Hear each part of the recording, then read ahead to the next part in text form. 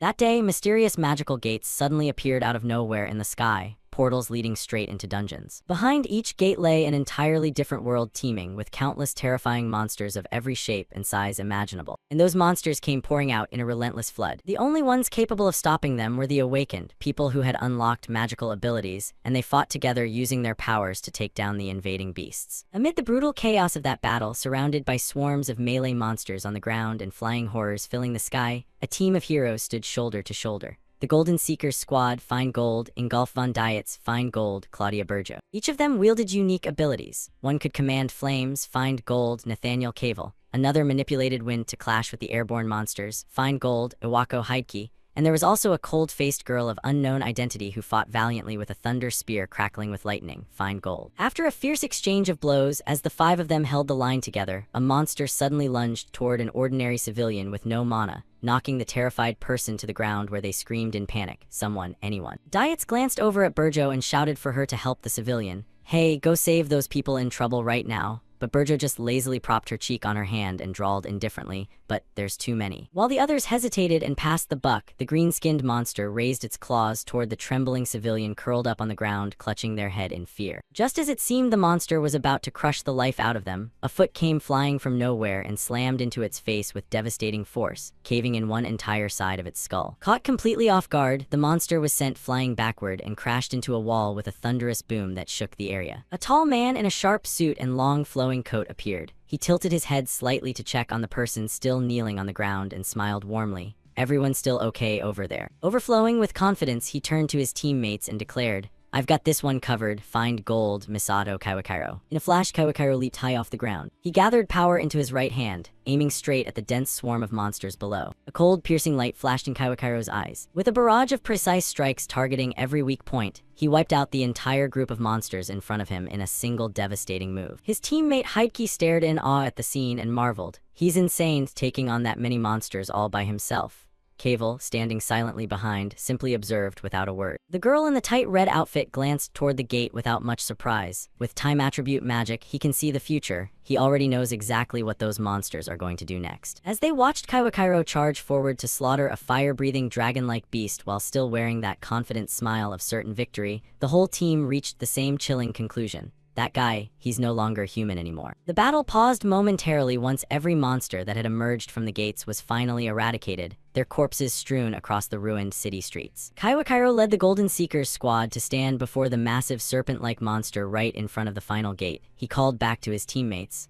All right. With one decisive swing, he cleaved the monster's head clean off in a single stroke. This should be the last one, right? Brimming with confidence, Kawakairo declared, with this power, I can finally protect everyone's peace. He reached out and placed his hand on the open gate leading into the dungeon. Now then, I'll seal this gate. But the moment the words left his mouth, an unseen force blasted him straight through the portal. Kawakairo's eyes widened in shock. He dropped to one knee, bracing a hand against the ground to steady himself, yet he still skidded back a long distance from the impact. When he looked up, he saw only his trusted teammates on the other side as the gate was sealed shut behind him. Kawakairo furrowed his brow in confusion. What the hell is this? Bewilderment filled his eyes. I've never seen a future like this before. He rushed right up to the sealed exit and stared at his former comrades. You all planned this together. Why would you do something like this? Cavell grinned with malicious delight. Why, you ask? At that moment, he and the others no longer hid their greedy, cruel smiles. With his hands in his pockets, Cavell stood in the middle of the group and sneered contemptuously. It's exactly because you didn't know that you ended up getting betrayed like this. Kawakairo struggled to stay calm and asked again,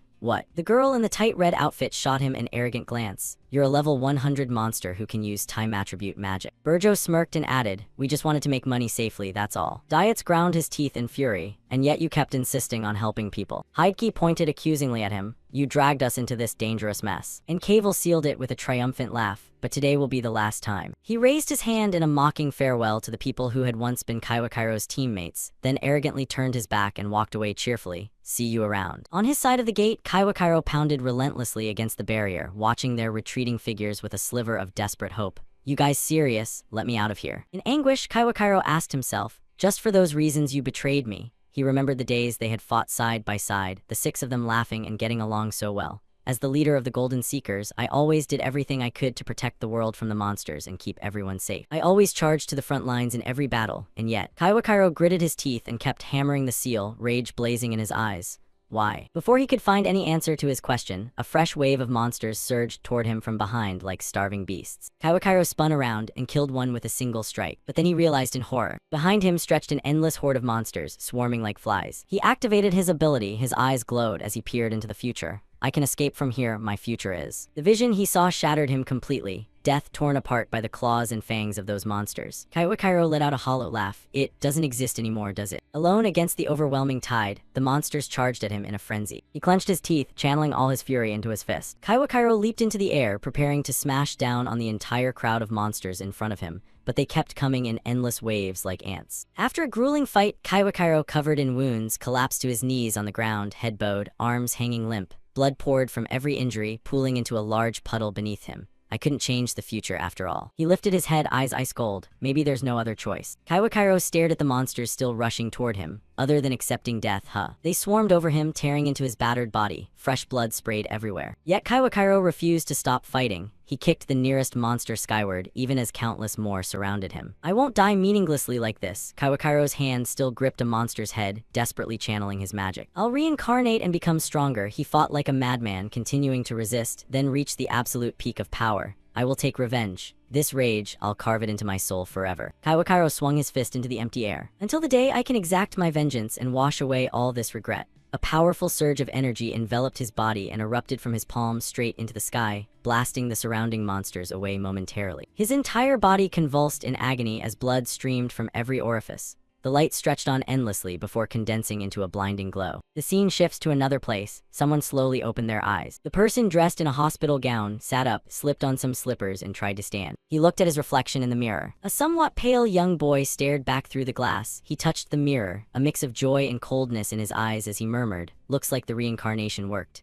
Turns out this boy in the hospital gown was Kawakairo's new body after the transfer. Only then did he take stock of his surroundings. This is a hospital. These machines look so strange. Just how many years have passed? If it's been 100 years, then I won't be able to get revenge on them anymore. Hatred flared in his eyes as he recalled the smiling faces that had betrayed him. Kawakairo noticed something. This is. He picked it up, the student ID of this body. Student ID number 1,200,002, name Asai Kyosuke, attribute, void, confirmed. So about 20 years have passed since then. His eyes suddenly widened in astonishment. Kawakairo stared at the attribute line on the old owner's card. This is attribute, void. A smug grin spread across his face. Heh. Then the smile slowly lost all humanity. Kawakairo laughed like a maniac. He reminisced, in my previous life, my teammates feared me because I was the strongest thanks to the time attribute. But the further I went, the more I realized I couldn't grow any stronger. Even peering into the future, I could never see the true depths of a void attribute's power. I couldn't measure or comprehend the strength of someone with void using my own abilities. Kawakairo looked down at the hands of his new body. This kid really got the short end of the stick. No doubt about it, void is the absolute strongest attribute. It's like an undefined emptiness without order or rules, but in my previous life, no one possessed it. Because it's so insanely rare, nobody knew how to train it properly. He glanced back at the card. That's why this kid was still stuck at level 1. Kawakairo gazed at the innocent young face on the ID and thought, he probably got mocked nonstop for having no attribute, more than just once or twice. He pressed the card against his heart. Don't worry, kid. I'll make your name echo across the world as the strongest explorer on the planet. Thanks to seeing the future, I already know how to train the void attribute. Using my past life experience, I can perceive energy flows and nurture them into full potential. He channeled power through this new body. A brilliant light enveloped him, illuminating the entire room. With this strength, I'll become absolutely invincible, and I'll make those traitors clench their fists in regret for betraying me and pushing me to my death, he thought with a sinister, bewitching smile. He recalled Cavel's grinning face from that moment, and the faces of those who had once been his closest comrades in his previous life, smirking with twisted pleasure as they betrayed the person who had always trusted them. To get revenge on them, I need to level up first. From this moment on, the Kawakairo of the past is dead. You will be Kyosuke. He lay back down on the bed and closed his eyes. The entire space was pitch black like ink, attribute. Void, just as the name suggests, its magic tied to the concept of nothingness. Its essence lies in the ability to freely turn imagination into reality. He squeezed his eyes shut and focused his mind as magical energy began to stir. Anyone can imagine things, just like an artist can picture the perfect drawing in their head, but when they try to put it on paper stroke by stroke, it's never quite as flawless as the vision. But actually manifesting it into reality is the real challenge. Fortunately, this body was still heavily injured. Kyosuke's torso remained wrapped in thick white bandages around the abdomen. If I overlay the image in my mind onto this body, he grimaced with effort as he concentrated, visualizing it clearly. The stream of magical energy he was struggling to control flowed like a shimmering, ethereal light. He pictured every cell being healed by magic, directing it to each wound across Kyosuke's body and using his power to mend the damage. The injuries on his arm gradually became enveloped in that beautiful, golden glowing light, like sparkling stardust from the Milky Way. The wounds on Kyosuke's arm healed rapidly, and the magical energy slowly dissipated. He sat bolt upright in excitement and looked down at the arm that had been torn open moments ago, now completely smooth and unmarked. Perfect, it worked. Kyosuke pressed his thumb against the skin on his right wrist. Since this was still basic magic, the recovery speed wasn't that fast yet, and the internal damage hadn't fully healed. He thought to himself, if I repeat this many times, my level will rise. By continuously imagining and treating the wounds over and over, I'll recover completely in no time. The ability to turn imagination into reality will also improve. Void attribute mana is vast and boundless, encompassing countless different elements fused together, and it can expand the scope of what can be manifested into reality. That's why it's possible to create and master so many different kinds of magic. On his own, he could become proficient in every element from wind, water, earth, and fire to lightning,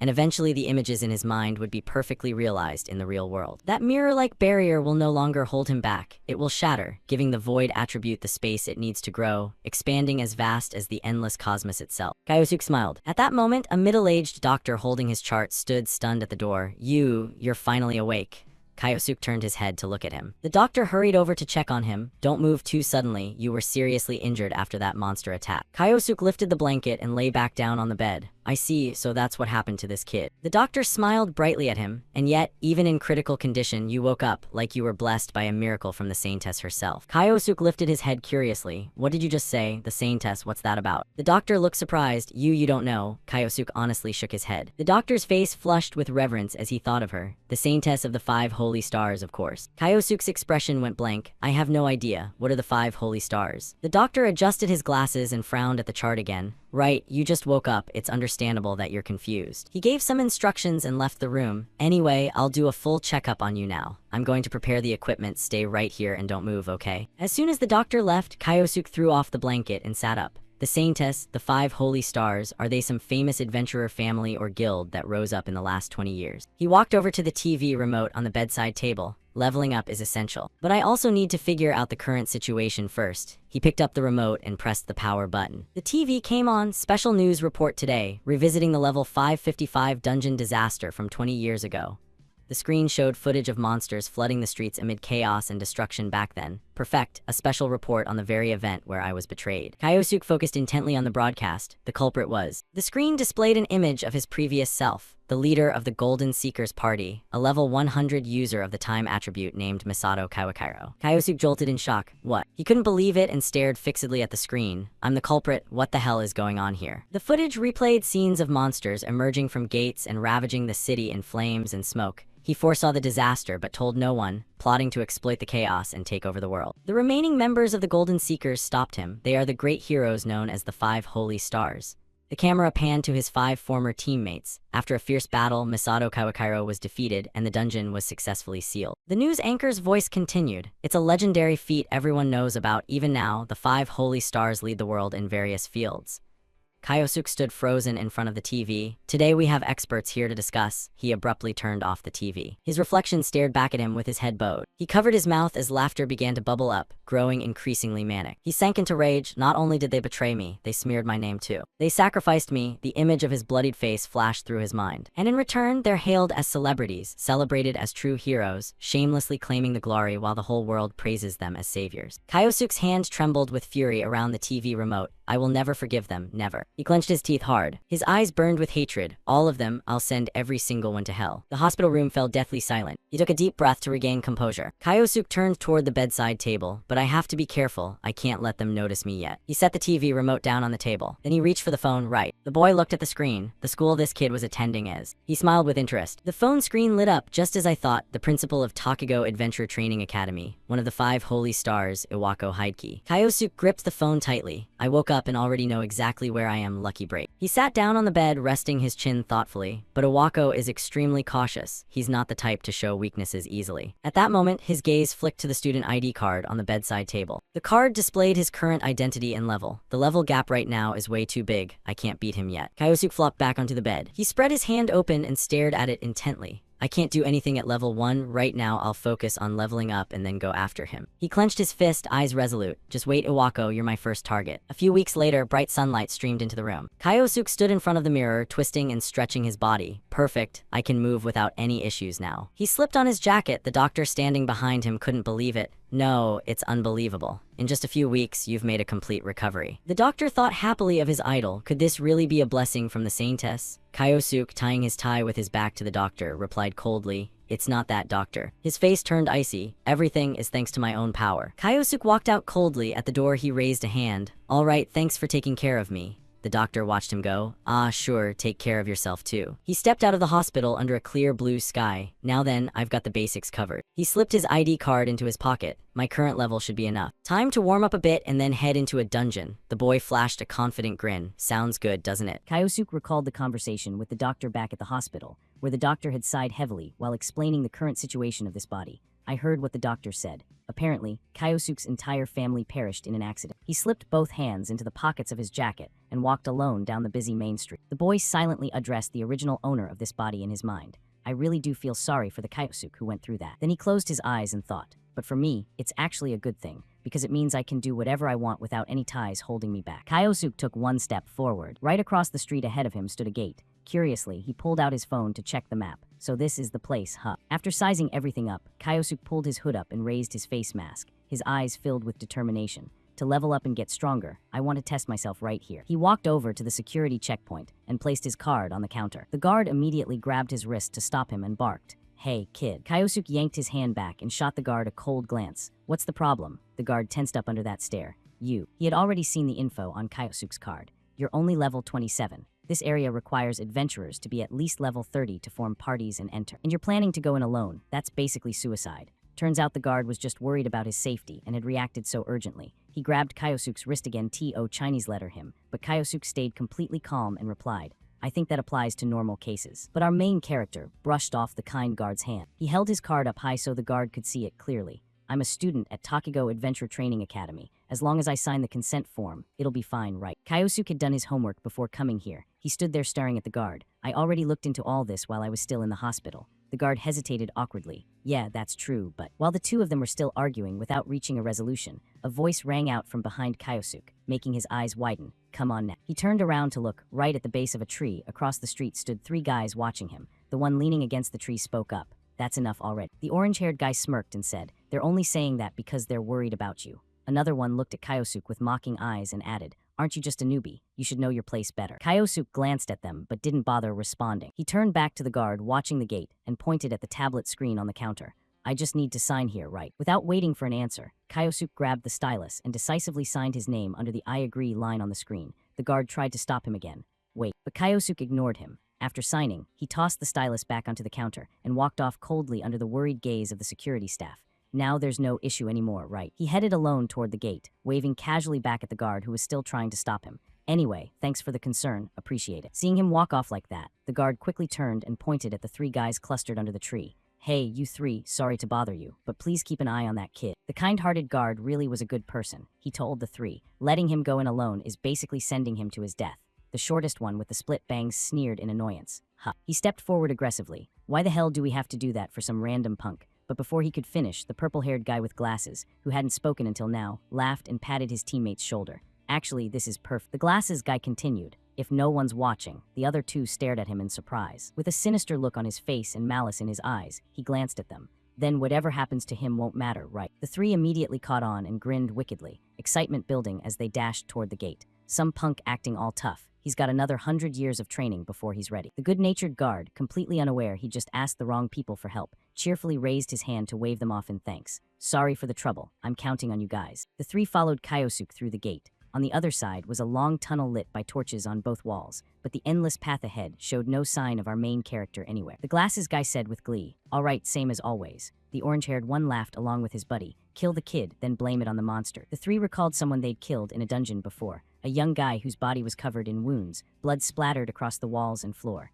They had stood there with hands in pockets, admiring their handiwork, all thanks to these idiots. And our wallets keep getting fatter. They murdered solo adventurers who entered the dungeon alone after the gate, then looted everything from money to rare gems. Imagining the thrill of killing and profiting, The three eagerly rushed deeper inside. 10 minutes later, they were still sprinting full speed. The glasses guy, already out of breath, asked the orange-haired one, "This tunnel been dead straight the whole time, right?" The orange-haired guy panted heavily. "Yeah, but we still haven't caught up to that kid." Suddenly they stopped. The orange-haired one pointed ahead as if spotting something. "Look over there." In front of them, Kyosuke was facing off against a massive swarm of dungeon monsters, finally caught up. A powerful aura radiated from his entire body. Kyosuke's eyes were ice cold. He swept his hand in one motion, unleashing a roaring blaze straight toward them. Kyosuke raised his hand level with his head, summoning a swirling vortex of magic that spun wildly around his right palm. Then he thrust it forward. The vortex and flames surged ahead with overwhelming force. Kyosuke's fire was so intense that it swept through the monsters in an instant, incinerating them before they could even flee. In the blink of an eye, the one-scrouted horde was reduced to ashes, leaving the tunnel clear once more. The three who had followed him stood frozen in shock behind him. The glasses guy's eyes bulged and his jaw dropped.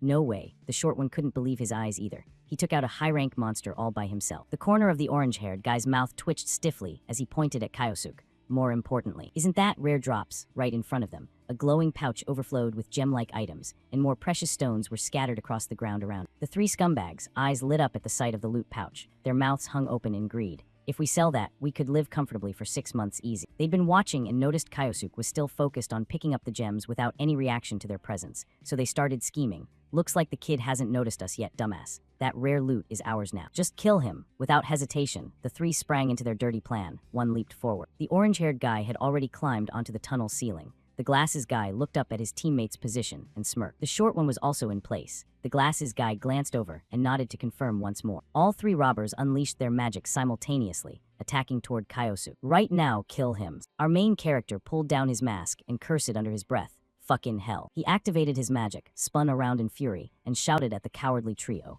"You think that kind of trick makes you clever?" Using his abilities, Kyosuke effortlessly dodged their water and wind-based attacks with graceful movements. No matter the era, there's always trash like you trying to steal what belongs to others. The orange-haired guy and the short one jumped down in terror, staring at Kyosuke. What, he dodged the attacks? Impossible. Does he have eyes in the back of his head? The glasses guy refused to believe it. He conjured a fireball and leaped toward Kyosuke's back. Must have just gotten lucky, die. Kyosuke didn't dodge. Instead, he turned and channeled all his strength into his fist. A direct punch slammed straight into the glasses guy's stomach, instantly extinguishing the fireball in his hand. Blood sprayed from the guy's mouth immediately. The punch was so powerful that it sent him flying backward, his large body crashing heavily into the tunnel wall. Dust settled, revealing a cracked section of the tunnel. The glasses guy lay sprawled against the dungeon wall unconscious, while Kyosuke calmly resumed his hunt. He spoke to the unconscious scum. "To trash like you guys, I won't show the slightest mercy. I'll crush you without hesitation."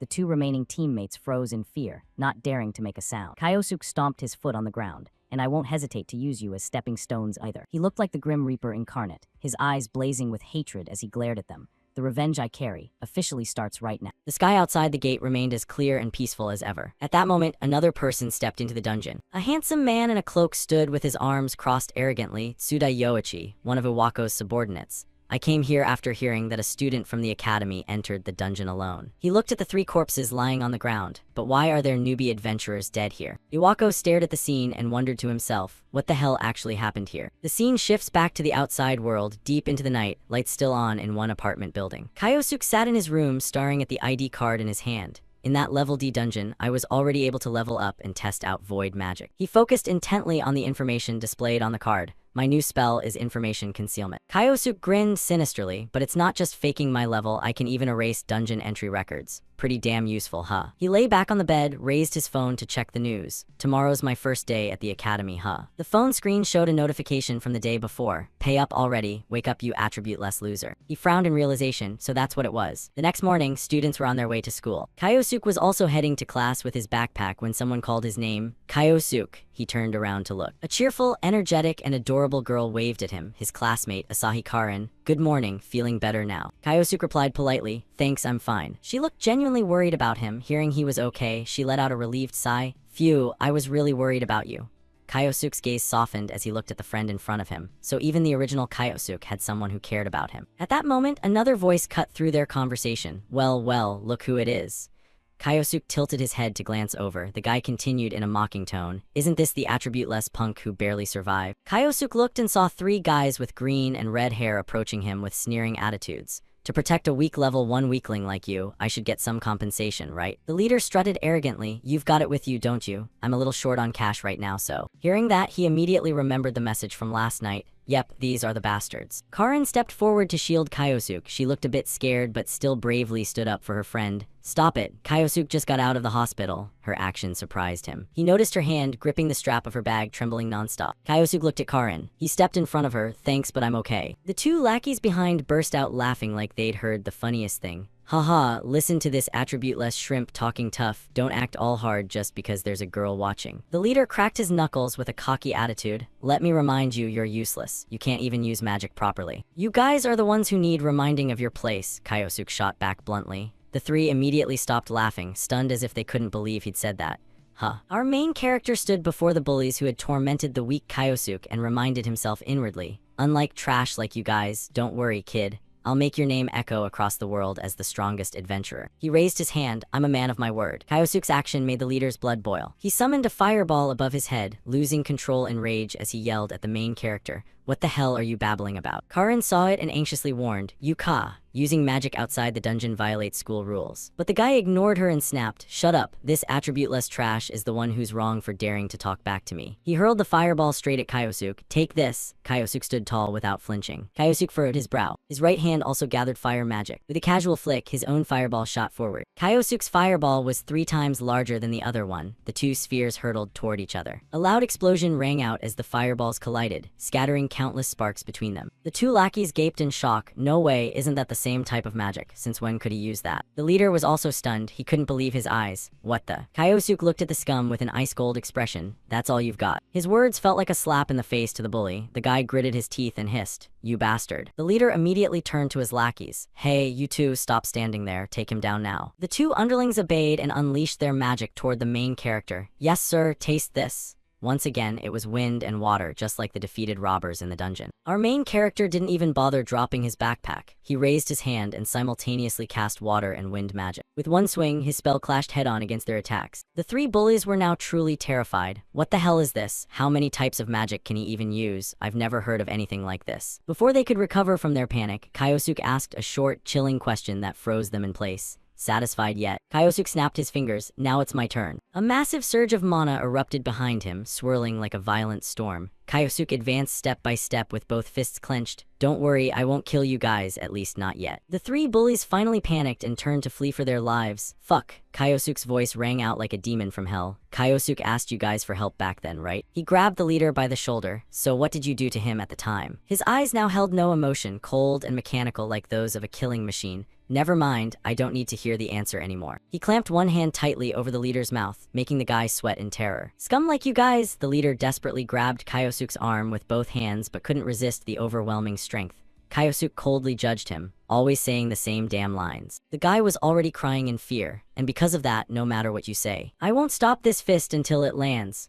Kyosuke's hateful gaze locked onto the bully, his fist gathered power from countless different elements combined. Without the slightest hesitation, he drove his fist straight into the leader's face. Blood sprayed from the guy's nose instantly as he blacked out. His entire body rocketed backward like it had been launched by a missile before finally crashing to a stop. The leader lay sprawled on the main road, smoking and completely motionless. Karin covered her mouth in horror, aside Kyosuke. The two lackeys frantically dragged their unconscious leader up. No one will dare look down on you anymore from now on. Kyosuke smiled with dark malice. Let's walk together on the path to becoming the strongest adventurer. Apologies echoed throughout the school grounds. We're sorry, we're really sorry. The two lackeys were dragging their leader who could no longer walk on his own. We're sorry, okay, that's enough. Once they'd gotten far enough away from our main character, the leader gritted his teeth and muttered curses under his breath. Damn it, ever since he got out of the hospital, he's completely changed. Kyosuke closed his eyes and spoke softly. In the end, he really wasn't anything special. Meanwhile, Karin peeked her head in curiously, still silent and wide-eyed. The two of them walked side by side down the hallway, but every classmate who passed by shot them unfriendly looks. People kept glancing over with concern before turning away to whisper and gossip among themselves. Kyosuke noticed the strange attitude from everyone around him. Am I drawing too much attention? Just as our main character and his classmate were about to enter the classroom, someone grabbed the shoulder of a male student behind them and spoke up. hold on a second. The person asked, "You're Asai Kyosuke, right?" Kyosuke glanced back at whoever had called out. A handsome guy with a cold expression tilted his head politely. "Do you have a moment?" Kyosuke wondered to himself. Who is this guy? His eyes narrowed with suspicion and caution. He looks like some kind of noble headache. Should I just ignore him? After thinking it over, he raised his hand in an awkward gesture and smiled apologetically at the person behind him. "Sorry, but class is about to start, so..." The guy cut him off before he could finish. "Oh right, I haven't introduced myself yet." He stood tall in the middle of the hallway outside the classroom. "I'm Yoichi Tsudai, leader of the Cat Nowers." Karin froze in surprise and stared at him. Cat Nowers. Kyosuke's face turned icy. "So it's the guild founded by Principal Iwako." His hand paused on the doorknob. Tsudai continued, "I'll ask again, Asai." He gave a dark, ominous smile. "Can you spare me just a little of your time?" Kyosuke stayed silent. Then he turned his head and smiled. "If that's how it is, then I guess I don't have much choice." The scene shifts to an empty classroom. Tsudai looked at him seriously and got straight to the point. "I'll be direct. Was it you who defeated those adventurers found dead in the Level D dungeon last night?" Kyosuke replied calmly, as if it had nothing to do with him. "What are you talking about?" But inside, he was full of questions. That information should have been kept confidential. How does he know? Kyosuke's expression turned cold as he stared at the man opposite him. Tsudai pressed on. "I was informed that a student had entered the dungeon, so I went to investigate. Inside the dungeon, I found a notorious group of criminals who specialize in hunting newbies. But when I arrived, they were already just corpses on the ground. And what's more," Tsudai darkly recounted what he had witnessed when Kyosuke used magic. "This morning you also used multi-attribute magic, didn't you?" Inside, Kyosuke secretly smirked, so he doesn't know the specifics of my magic yet. Tsudai's tone grew sharper as he swung his arm. "Now tell me the truth, were you the one who took them down?" Kyosuke turned and rummaged through his pocket. "This morning I was suddenly attacked, so I really don't remember what happened clearly." He pulled out his ID card with a helpless smile. "I'm only level 1, how could I possibly do something like that?" Tsudai looked surprised at the card Kyosuke showed him. The information on it was crystal clear. The student ID clearly stated level 1, and the attribute was void. He looked at Kyosuke's harmless, innocent smile and inwardly sneered in contempt. "Just some nobody wasting my time." Tsudai gritted his teeth in anger. Then he turned and pushed the door open to leave. Before exiting the classroom, he said casually, "Sorry for dragging you here." He paused at the doorway and glanced back. "Don't do anything suspicious again. It'll be a real hassle if I have to step in more." Kyosuke stood in the hallway watching Tsudai's retreating figure. He thought to himself, that Tsudai guy. Looks like I can use him. The thought made Kyosuke smile with wicked cunning. He can get close to Iwako without raising suspicion. Is there a way to turn him into my pawn? He wondered while considering how gullible Tsudai seemed. Wait, this might be the perfect moment to test that spell. Kyosuke's lips curled into a calculating grin. The scene shifts to an office. Tsudai stood at attention, reporting what he had investigated to a man sitting with his back turned toward a bookshelf. "My report on the events in the Level D dungeon last night concludes here." The man crossed his legs, propped his cheek on his hand while lounging in his chair. "Even you make mistakes, huh?" Heike, with his slick-back shiny hair and hands glittering with jeweled rings, frowned in reprimand. "I told you to be careful when choosing people to use." Principal of Takugo Adventure Training Academy, one of the 5 holy stars, Iwako Heike. Tsudai bowed deeply. "I sincerely apologize. I'll smooth things over immediately." Heike stood up. "Of course you will." He walked right up to Tsudai, who was still bowed low. "If your involvement in the newbie hunting incident gets exposed, I'll be the one taking heat too." Heike grabbed Tsudai's face and forced him to look up. His expression was demonic, terrifying Tsudai. "Don't forget that. If anything goes wrong, even you will be kicked out on the spot." Tsudai bowed even lower and shouted, I understand, Principal Iwako." In a corner where Heike couldn't see, Tsudai gritted his teeth and cursed inwardly. "Damn it, why do I have to deal with this trash heap? If I'd known things would turn out like this, I would have squeezed way more hush money out of those bastards." Turns out he wasn't exactly clean either. He'd been taking bribes from the robbers Kyosuke had encountered earlier. He clenched his teeth, suppressing his rage after being scolded. Heike had already returned to his desk. "That said, there's still one thing I don't understand." Tsudai raised his head curiously. "What is it, sir?" Heike picked up his tablet. "According to your report, the student in question would have to be at least a 3rd year. But no 3rd-year students entered the dungeon last night." The tablet screen clearly displayed that fact. Heike set the tablet back on its stand. "So then, they were probably killed by monsters while hunting newbies and you're lying to cover it up," he stated matter-of-factly as he walked past Tsudai with hands clasped behind his back, making the man's face pale in fear. He stopped at the window, hands still behind his back, gazing out at the clear blue sky. "It's far more realistic to conclude that than to think one of my students single-handedly defeated a group of newbie hunters." Tsudai seemed to understand, "So that's how it is." Heike didn't turn around. "Exactly. Unless something extremely unusual occurred." Tsudai's eyes widened in surprise at those words. "What?" Tsudai recalled the unusual thing Heike was referring to. Unusual. The unusual part was Kyosuke's student ID, void attribute, level 1. He quickly spoke up. "Principal Iwako, is it possible this has something to do with a special attribute?" Heike placed a hand on his chin and tilted his head thoughtfully. A special attribute, huh? That's also a possibility. Hearing that, Sudai's face lit up as if he'd realized something interesting. He smirked. Sudai placed a hand on his chest with confident enthusiasm. Principal Iwako, please let me handle this. His target shifted back to our main character, Kyosuke. I'll take care of it quickly. Sudai gave a sleazy, malicious grin with dark eyes as he made his vow.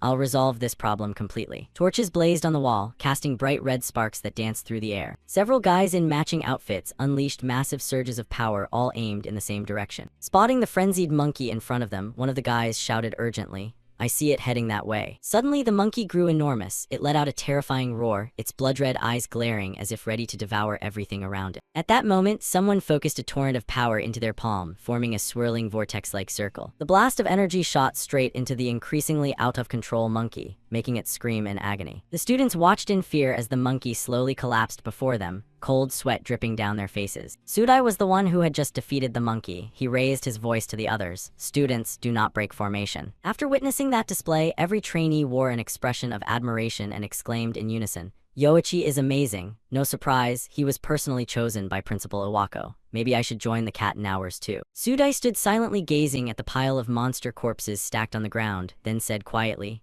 all right, I've cleared out all the monsters in this area. The people behind him responded in perfect harmony. Nice work, Yoichi. Hearing that, he turned and walked away, instructing them, I'm leaving the rest to you guys. The students replied, got it. Now then, time to do what I actually came here for, Sudai thought to himself as he slipped one hand inside his coat to retrieve something. Sudai pulled out a small chain with a strange surface. He gently placed it in his palm. Reveal the location of Asai Kyosuke. With those words, he flung the chain forward while channeling an eerie green energy into it. The chain stretched out at incredible speed. The hand holding the other end of the chain felt a strong pull. Sudai thought to himself, just as I figured, he's far away from the other students. Guided by the information from the chain, Sudai quickened his pace in the direction it indicated. I don't know what he's planning, but that actually works in my favor. Sudai began to imagine, his thoughts turned increasingly twisted. If that's the case, then no one will suspect his death was anything more than a tragic accident. I just happened to find Teacher Asai by chance. Things like this happen all the time in dungeons anyway. With that thought, Sudai's lips curled into a sly, wicked grin. As if remembering something, he mused. First there was that group of trainee hunters. Then all the trouble starting from the moment he got discharged from the hospital. He recalled the scene he had witnessed from above. And more than that, I'm really curious about what they said. Sudai remembered the time in the classroom. Back then, he had asked in frustration, is that really true? A group of young men knelt before him. One with a bandaged face hurriedly spoke up. It's true, believe me, that attribute-less guy attacked us using the exact same magic we have. Not only that, the bastard created a gigantic flame we've never seen before.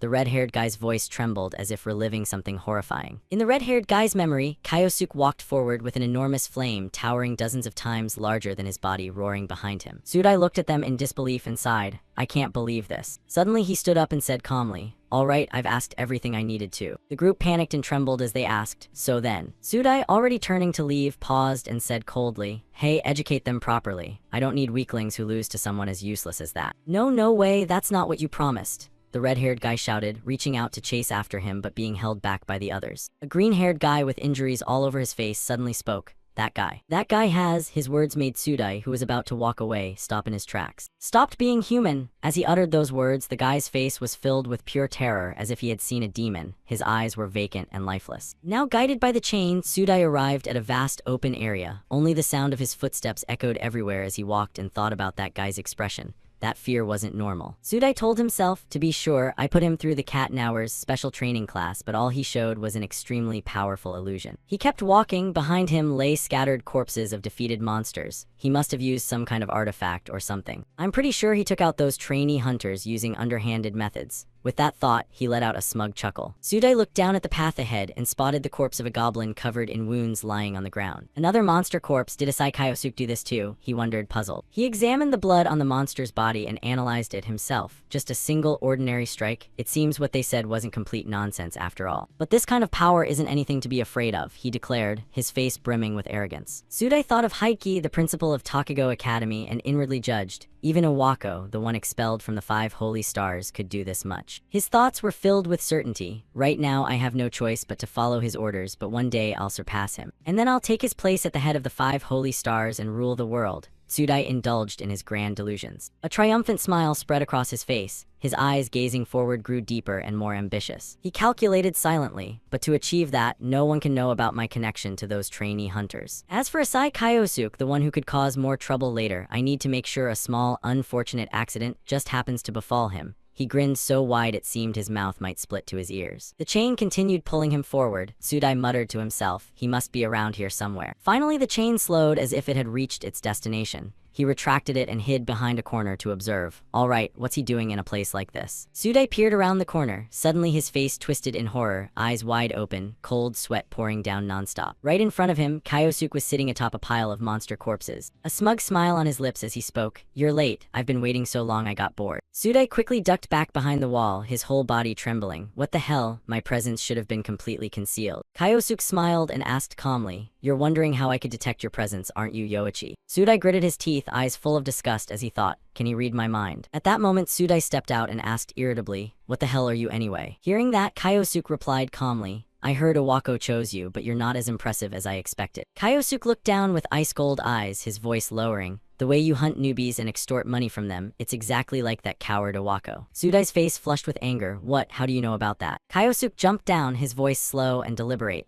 Yoichi, do you really enjoy tormenting others that much? Light fell across his back, giving his entire figure an overwhelming presence. He asked softly, but you've never understood what it feels like to be the one hunted, have you? Now I'll teach you that feeling, Kyosuke declared coldly. With this kind of magic, I'll make you pay for what you did to me.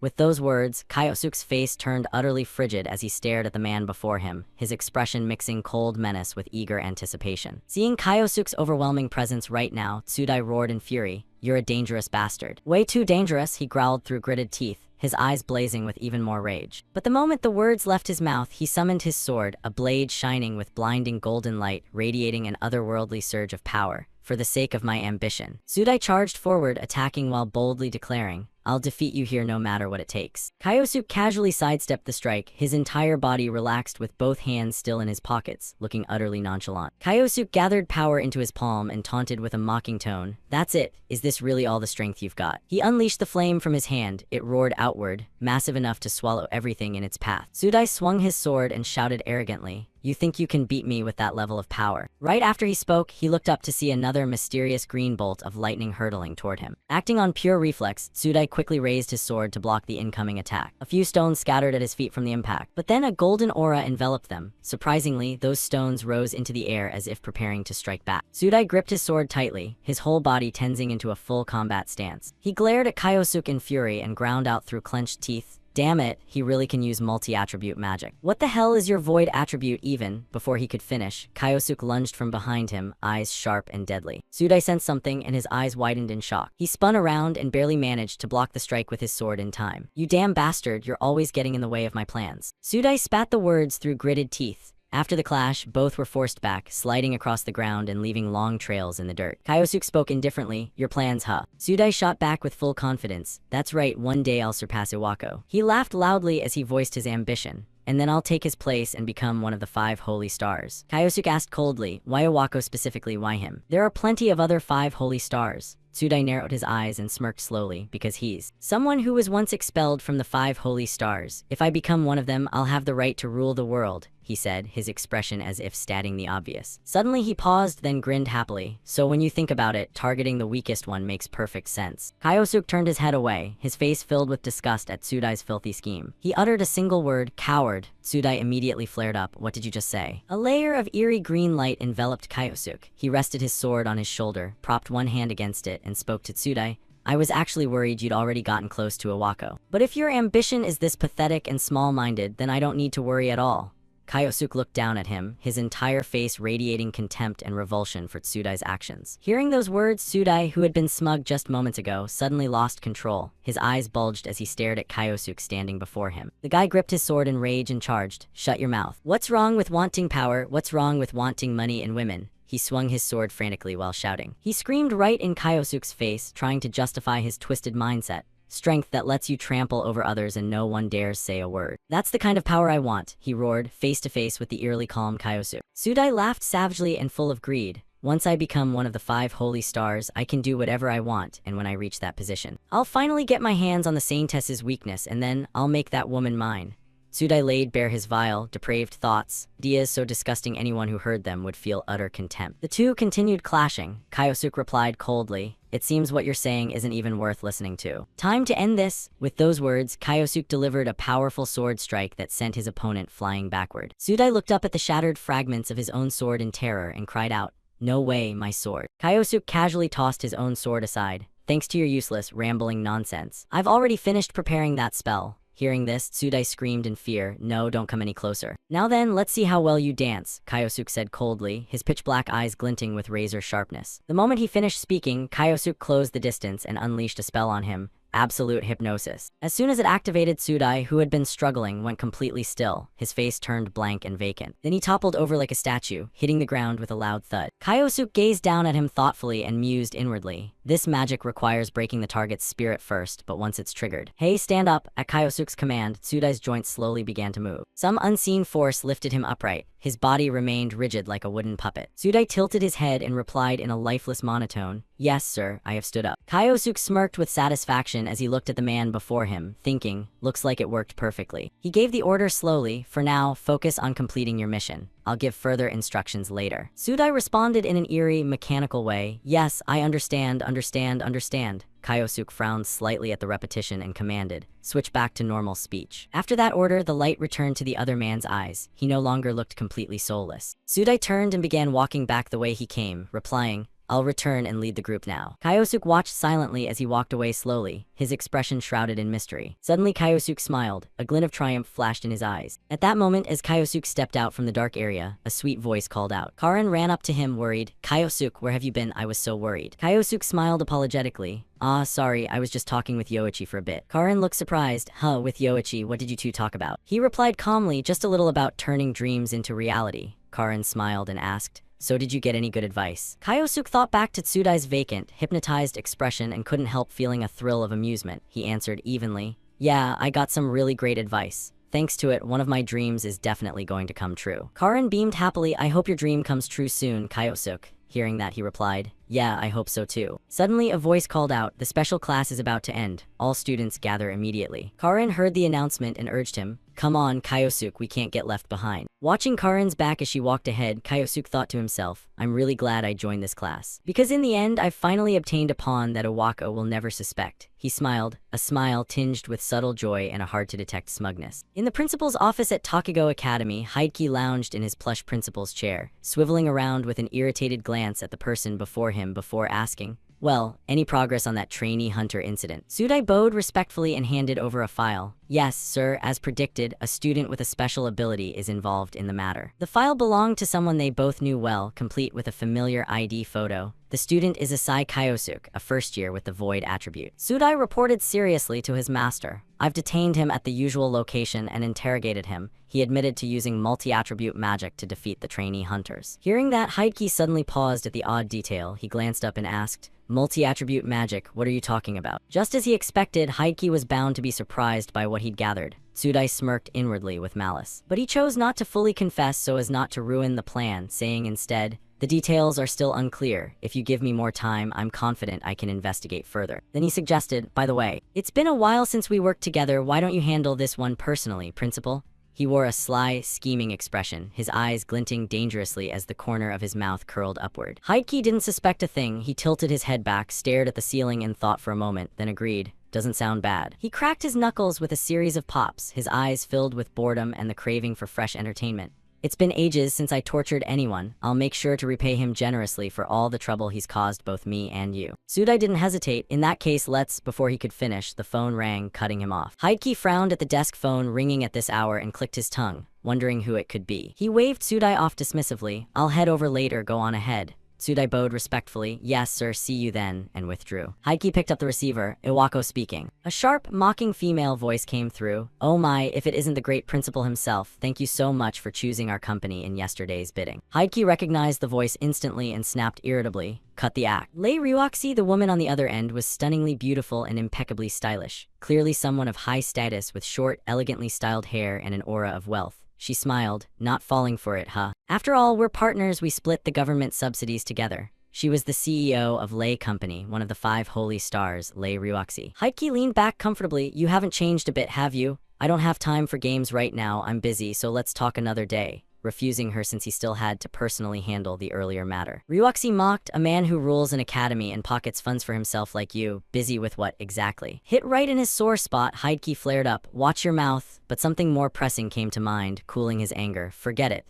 He continued, I'm currently investigating a student with the void attribute. Ryuoxi asked in surprise, void attribute, what could a failure like that even do? Heidki brushed it off vaguely. Yeah, but still, it's a special attribute after all. His expression and tone shifted instantly, so anything could happen, right? Ryuoxi pondered for a moment. Her beautiful face took on a faintly terrifying expression. She spoke up, you mean something like Kawakaro's time magic. The familiar name made Heidki's face darken. He gripped the phone tighter, eyes burning with hatred. Heidki shouted across the line, don't mention that name, it makes me sick. To avoid going deaf from his yelling, Ryuoxi pulled the phone away and chuckled, still as hot-tempered as ever, huh? Her own eyes carried the same loathing for that name. She sympathized, but I don't blame you. Ever since he awakened that power, the balance of power among adventurers has completely shifted. Ever since he awakened that power, the balance of power among adventurers has completely shifted. Her red lips curved into a dangerous smile. She didn't want to interfere further. Fine then, I'll contact you later. See you. The line went dead with a series of beeps. After hanging up, Heidki's demeanor flipped instantly. He slammed the phone down on the desk and cursed furiously, selfish vixen. But it wasn't just Ryuoxi making him angry, it was also the old friend they'd mentioned. He grumbled, still, hearing that cursed name again after all these years really pisses me off. Heidki's face darkened, his eyes scheming something. He growled, in that case, isn't this the perfect moment to vent all this rage? Sometime later, following Tsudai's lead, Heidki personally headed to the location to investigate the special first-year student. He walked through the forest, only a few steps from the factory. As he approached the entrance, he mused, now then, how should I torture him? Waterboarding, pulling out nails, a series of horrifying tortures flashed through his mind. At the door, a lock appeared, and Heidki activated it with his fingerprint. His face twisted into pure evil, thrilled at the prospect of indulging his perverted hobby of tormenting others. He sneered wickedly, I'll pour all the rage I couldn't unleash on Kaiwa onto you instead. The door unlocked, he smiled in satisfaction. Good, it's open. Heidki pushed the door open and called, sorry to keep you waiting, Tsudai. But inside the factory was completely empty. No sign of Tsudai, only old equipment and scattered parts. Unexpectedly, Heidki frowned in surprise. What the hell, there's no one here. While he was distracted, Tsudai raised his sword from behind and struck. Heidki sensed it, spun around, and saw the glowing blade coming down. His eyes widened in shock, but with his profound strength, he caught the descending blade between just 2 fingers without even turning fully. Heidki's face darkened with rage at his subordinate's betrayal. He ground his teeth. Looks like you underestimated me. Probably got too full of yourself from all the praise, huh, Tsudai? The other man's eyes flashed with panic. His carefully laid plan had collapsed. Heidki erupted in fury. His palm glowed as he prepared a counterattack. You really thought you could beat me with that? A long golden chain materialized, writhing like a serpent as it swiftly coiled around Tsudai. Heidki's eyes burned with killing intent, ready to eliminate him on the spot. He yanked the chain hard. In an instant, it wrapped Tsudai tightly from head to toe, even gagging his mouth and hoisting him upside down. After binding him, Heidki kicked him viciously. No way someone like you could ever be my match. Tsudai, tightly restrained, couldn't do anything. Even screaming in pain was impossible as the kick sent him flying. Heidki stepped closer and snarled, you picked the wrong enemy, you piece of trash.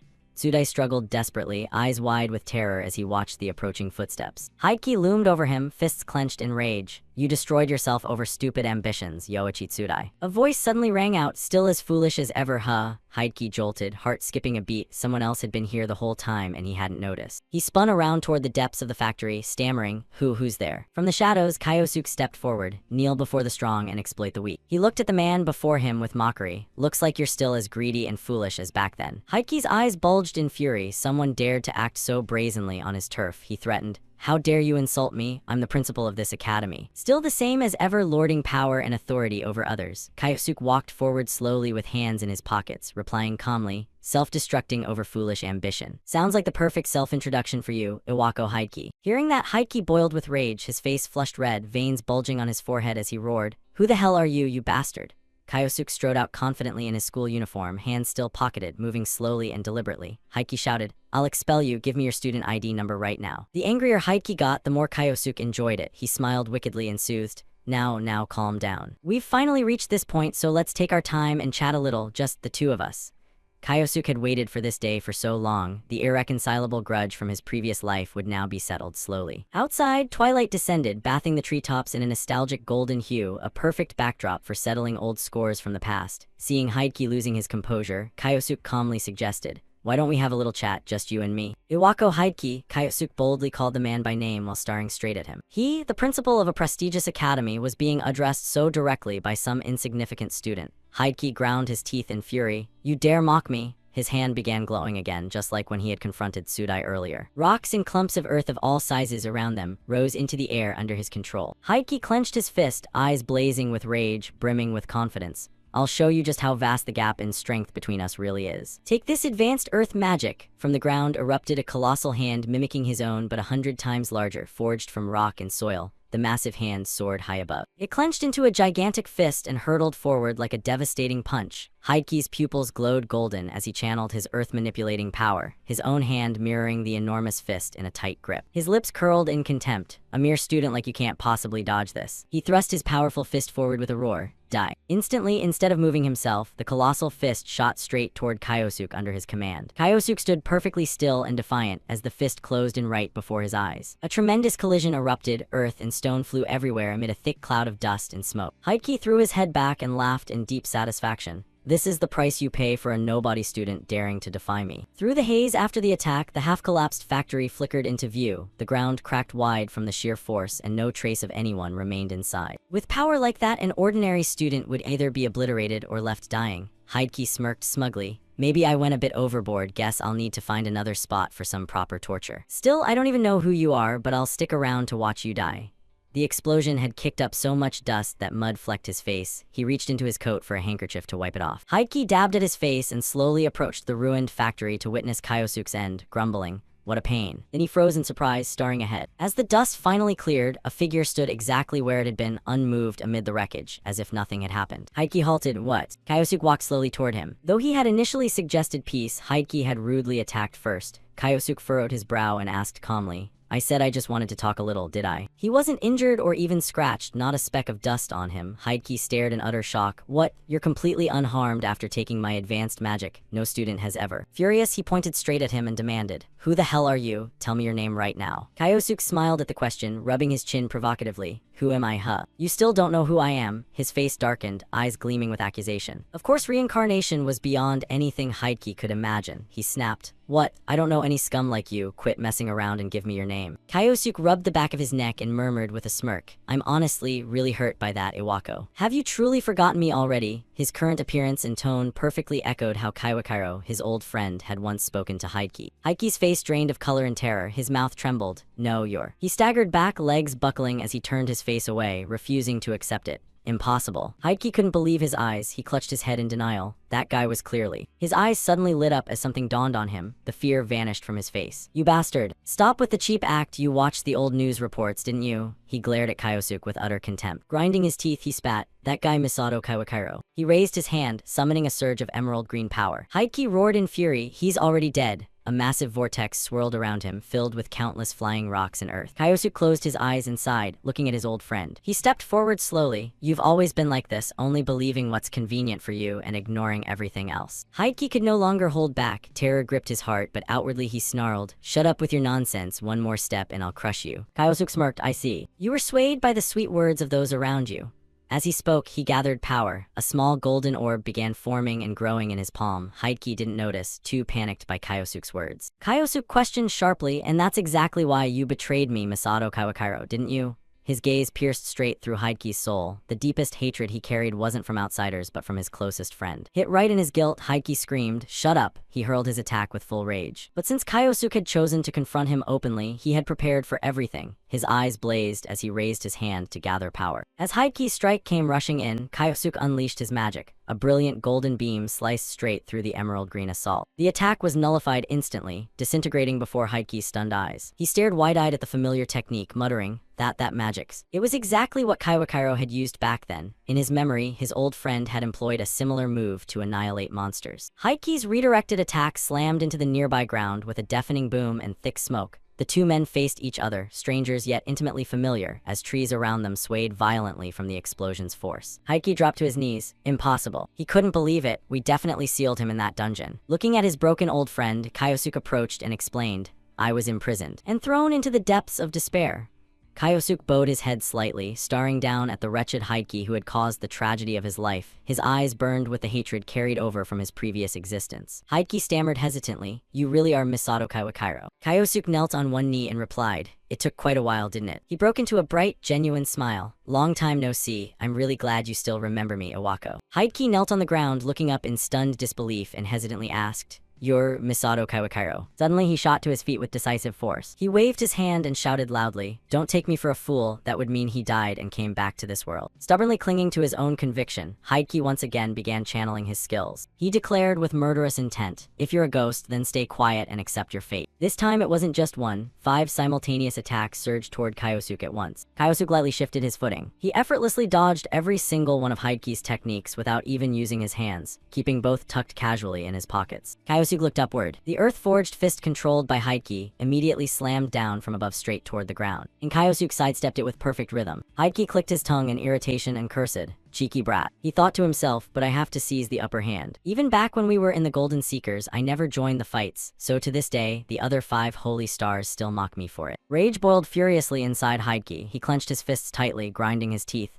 "But that doesn't mean I'm weak." Instantly, Heike spun lightly on his heel like a conductor. He commanded the surrounding earth and stone to whirl around him in a violent storm, threads of emerald green power flashing through the air. Heike declared proudly, "This is the ultimate technique I spent 20 years perfecting, wind-earth dual magic." Countless rocks of all sizes were swept up by the tornado-like vortex and hurtled forward like a hailstorm. He opened his mouth and roared, "Take this." The stones shot forward at blinding, near-light speed. Streams of wind power carrying earth and stones streaked toward him as brilliant emerald green trails. The stone rain slammed straight into the ground where Kyosuke stood with devastating force. Under such relentless bombardment, the earth exploded, rocks scattering in all directions. Because he had combined multiple powerful spells, Heike dropped to one knee, panting heavily, but he still couldn't hide his smugness. This is my strongest technique." He carefully peered toward the explosion site to check on his enemy. Thick smoke and swirling leaves filled the air. Looking at the black cloud before him, unlike the previous attack, this time Kyosuke hadn't countered with magic. Heike thought inwardly, "He's not fighting back." A delighted expression spread across Heike's face. He let out a small laugh. Then he threw his head back and screamed in ecstasy, "I did it, I really did it." His face now fully revealed the greed, wickedness, and cruelty fueled by his ambition. He shouted with his mouth wide open, "I defeated that bastard Misato Kawakairo." Heike raised his fist in triumph, celebrating the achievement he could never accomplish in the past. He sneered mockingly, "Did you really think I was still the same after all these years, you idiot? No matter how strong your time attribute was, that's all in the past now. How many years do you think have passed? 20 years, 20 damn years, you bastard. The me you knew back then is no longer the me of today." With the accomplishment of defeating Kawakairo, Heike could probably boast about it for the rest of his life. Beating him had partly restored his confidence and proved his current strength. He said with satisfaction, "Don't underestimate me." He grinned wickedly, 20 years have passed, my level has risen. It's only natural that I'm stronger now. Heike let out a relieved breath, satisfied that he had eliminated his enemy and pleased with the outcome. He narrowed his eyes, thinking of his other rivals. "Finally, I've taken down Kawakairo. No one will dare look down on me again. The truly strongest among the 5 holy stars is me." Heike had become completely unhinged. Every vile thought in his mind now showed plainly on his wicked face. A voice suddenly spoke up, "Finished already?" Heike's face darkened, his pupils shrank in terror. He jolted in shock. "You." Kyosuke stood completely unscathed, calmly brushing dust off his clothes. Heike's face twisted as he pointed and shouted, How is this possible? You took all those hits and still." Kyosuke smiled appreciatively. "You've learned a few strong spells, huh? Truly worthy of being a hero of this era." From somewhere, a strange white aura had appeared around him. Kyosuke said, "Now, I can finally let loose without holding back." With a wide, almost cheerful smile that narrowed his eyes, he clenched his fist tightly. Powerful energy surged, flashing with multicolored sparks. Heike's face drained of blood, panic flooded his heart. This guy, he's a monster. He tried to steady himself, "But I can't back down, not after all the effort I put in to reach this day." Heike refused to give up and summoned earth magic again. "I won't let you mock me anymore." A massive magical earth hand surged toward Kyosuke's position. It instantly closed around him, squeezing with crushing force. Heike thought triumphantly, "Got him." But Kyosuke disappointed him once more. He murmured softly, "Oh dear." Still barking as loud as ever, Kyosuke used water magic to counter the grip. Since Heike's power was earth-based, contact with water turned it into soft, shapeless mud that dripped away, losing the hand's original form. Kyosuke taunted, "Did you really think that would be enough to beat me?" The transformed mud reversed course and flew straight back toward Heike. Heike panicked, "No. Stay away, get back." He unleashed wind magic to push it away. Kyosuke flicked his hand, creating a similar streak of wind power. but unlike Heiki's emerald green wind, his glowed jade blue. Kyosuke's wind magic formed a massive vortex that sucked in every bit of Heiki's wind spells. The tornado's range expanded rapidly with overwhelming force. Dust and smoke filled the air as Heiki raised his arms to shield himself from the powerful gale. The vortex drew closer and closer to him. Heiki was struck by his own redirected attack. He tumbled backward, head slamming into a nearby tree trunk with a painful cry. Before he could recover, Kyosuke appeared before him with fire magic ready. Heiki scrambled backward in terror. Knowing he couldn't win, Heiki dropped to his knees and begged, "I'm sorry, Kawakiro, I beg you, please spare me." His appearance was utterly pathetic now, clothes and face smeared with mud and dirt. Heiki slammed his forehead to the ground. "I'm sorry for what happened 20 years ago, so please." Facing his desperate plea, Kyosuke remained silent, lips pressed tightly together. While Heiki kept his head bowed, he secretly smirked inwardly. Kawakiro was always a soft-hearted idiot. If I do this, he'll definitely, true to form, his nature never changed. He still only cared about his own benefit. Facing his desperate plea, Kyosuke stayed silent, lips pressed tightly together. Contrary to Heiki's expectations, Kyosuke replied coldly, "Shut your mouth." Heiki jerked his head up in shock. "Huh, what did you say? This is exactly how you tricked me back then. Did you really think I'd let that happen again?" A terrifying aura emanated from Kyosuke. His face darkened, the hatred from that day burning intensely. Forgiving him so easily would be an insult to everything he had suffered. Hearing that, Heiki scrambled to his feet in fear. "Wait, Kawakiro, we used to be friends, right?" Kyosuke's rage reached its peak. Murderous intent flashed in his eyes as he growled, "You have no right to say those words, especially after turning me into a vengeful demon." He gathered power into his fist. He drove it straight into Heiki's hateful face without mercy. Not just once, he rained down punch after punch on Heiki's entire body, repaying every bit of the grudge he had carried from his previous life. Unable to resist the barrage, Heiki spat fresh blood. Deep in his heart, he regretted bitterly. "I never should have." The image of Kyosuke before him now looked like a demon come to punish him for every crime he had committed. Heiki gasped in agony. "I never should have messed with this guy." Finally, a massive palm strike erupted with overwhelming force. The powerful blow sent Heiki flying miles like a rocket, crashing through massive tree trunks. Heiki slammed headfirst into a thick tree. Kyosuke stood before him and said, "You should thank me for not killing you. I still have one question left." Heiki before him was now little more than an empty shell. He had completely passed out, his body scorched by fire and frozen by ice magic, covered in bruises, mouth foaming, utterly broken. Seeing him like this, Kyosuke said, "But you can't hear me anymore, can you?" The setting sun cast half of Kyosuke's face in light. His cold eyes gazed down at the traitor who had betrayed him, feeling that at least part of the long-standing grudge had finally been settled. Heiki slowly opened his eyes, pain throbbing through every inch of his body. Kyosuke looked down from above with an ice-cold tone. "Hey, you're finally awake." Heiki panicked so badly, he scrambled backward 100 meters in terror. His face turned deathly pale as he trembled and shouted, "Please don't kill me." Kyosuke curled his lips in a slight, contemptuous smile. "Oh please, I'm not going to kill you." He tilted his head slightly in a leisurely yet terrifying manner. However, his pupils flashed with golden light as he spoke in a low, threatening voice. "You will answer my question, won't you?" He casually reached into his coat as if searching for something. "All right then, first things first." He pulled out a phone. The lit screen displayed a contact name. "Tell me about this woman." Heiki's eyes widened briefly. He clearly recognized her. He jolted to his feet in panic. "My phone." But Kyosuke only stared coldly at the top name on the call history. "In your recent calls today, someone named Lei contacted you." The gentle expression on Kyosuke's face vanished, replaced by anger. "What exactly did the two of you talk about?" Sweat rolled down Heiki's cheek. His voice wavered hesitantly. "That, because Lei is coming to Japan in 3 days, I thought she wanted to discuss that, but..." A meaningful smile appeared on Kyosuke's lips, as though he already understood everything. "I see." Memories of his past betrayal flooded back. "In 3 days, Lei will." He loosened his grip slightly. Confidence returned to his handsome face. "I've decided what to do." Heiki hurriedly caught the phone as Kyosuke tossed it to him. "Here, take it back. For now, treat Lei exactly as usual." Suddenly, Kyosuke raised a finger to his lips in a silencing gesture. "However, you are not to breathe a single word to her about my identity." He pointed firmly at Heiki and declared,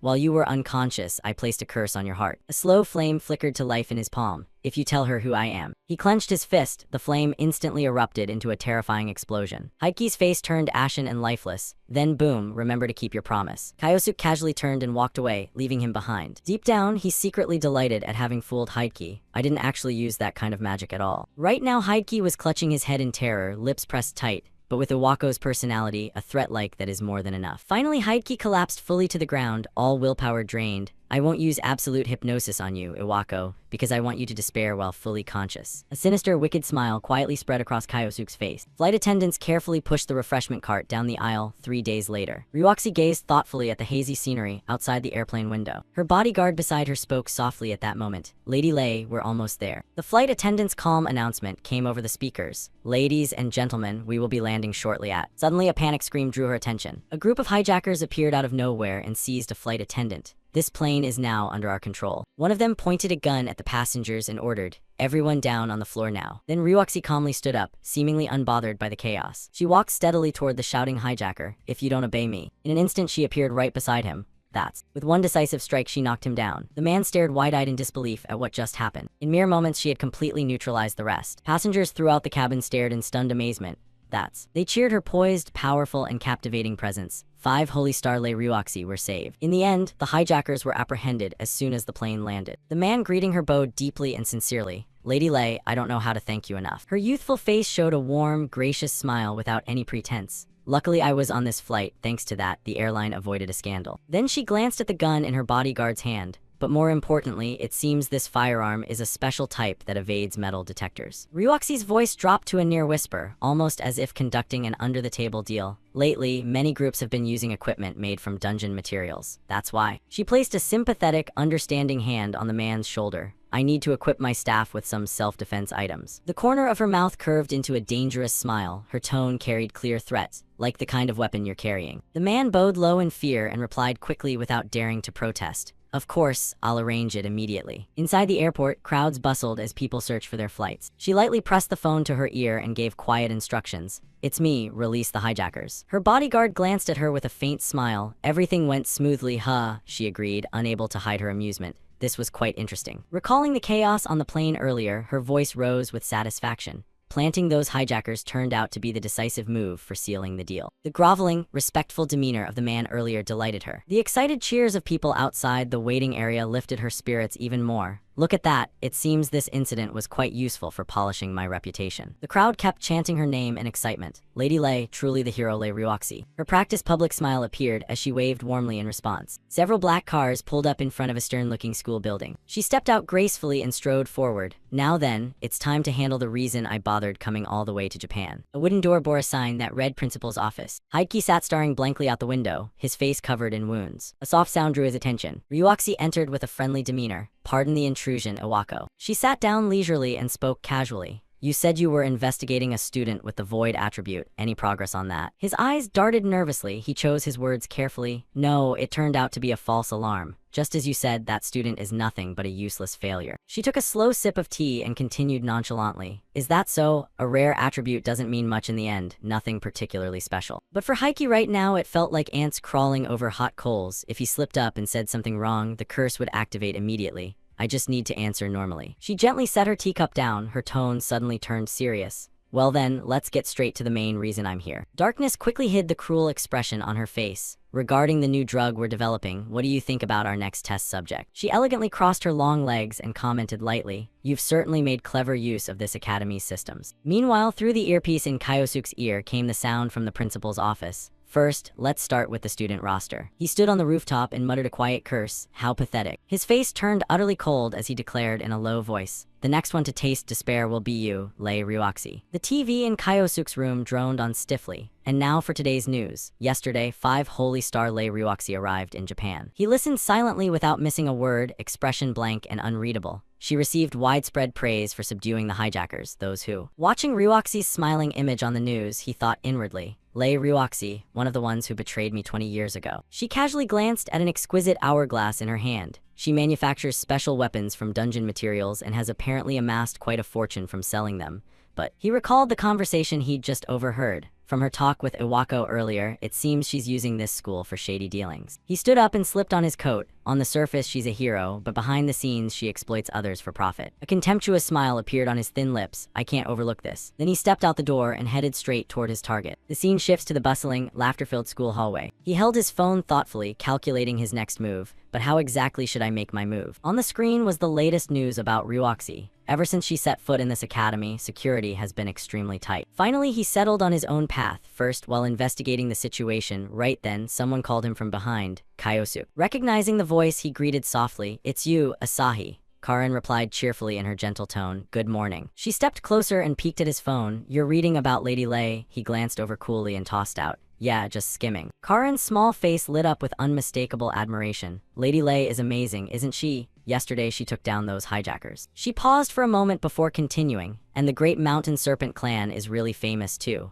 His eyes flickered slightly at the new information. "Mountain Serpent?" She explained innocently while walking. "That's the clan Lady Lei founded. It has a lot of powerful members." He briefly recalled the men who looked like her bodyguards. "I see, so those people in black protecting Lei are from that clan." Karin continued enthusiastically, full of praise. "A lot of students here want to join the military. What about you, Kyosuke?" He gave a soft, completely rejecting laugh. "No." But he suddenly paused as if remembering something. "Wait a second." His slender hand rubbed his chin thoughtfully as he calculated. "If I use that clan, I can get close to Lei." His footsteps finally moved forward with firm resolve. "All right." He raised a hand to bid Karin farewell and added, "Thanks, Asahi, thanks to you, I know exactly what to do now." She stood at the classroom door, watching his hurried, retreating figure. A giant question mark practically hovered over her head. What was that about? Inside the luxurious wooden cabinet were rows of prestigious awards. Heidki, sitting at his desk, flinched slightly at the sudden ring of the phone.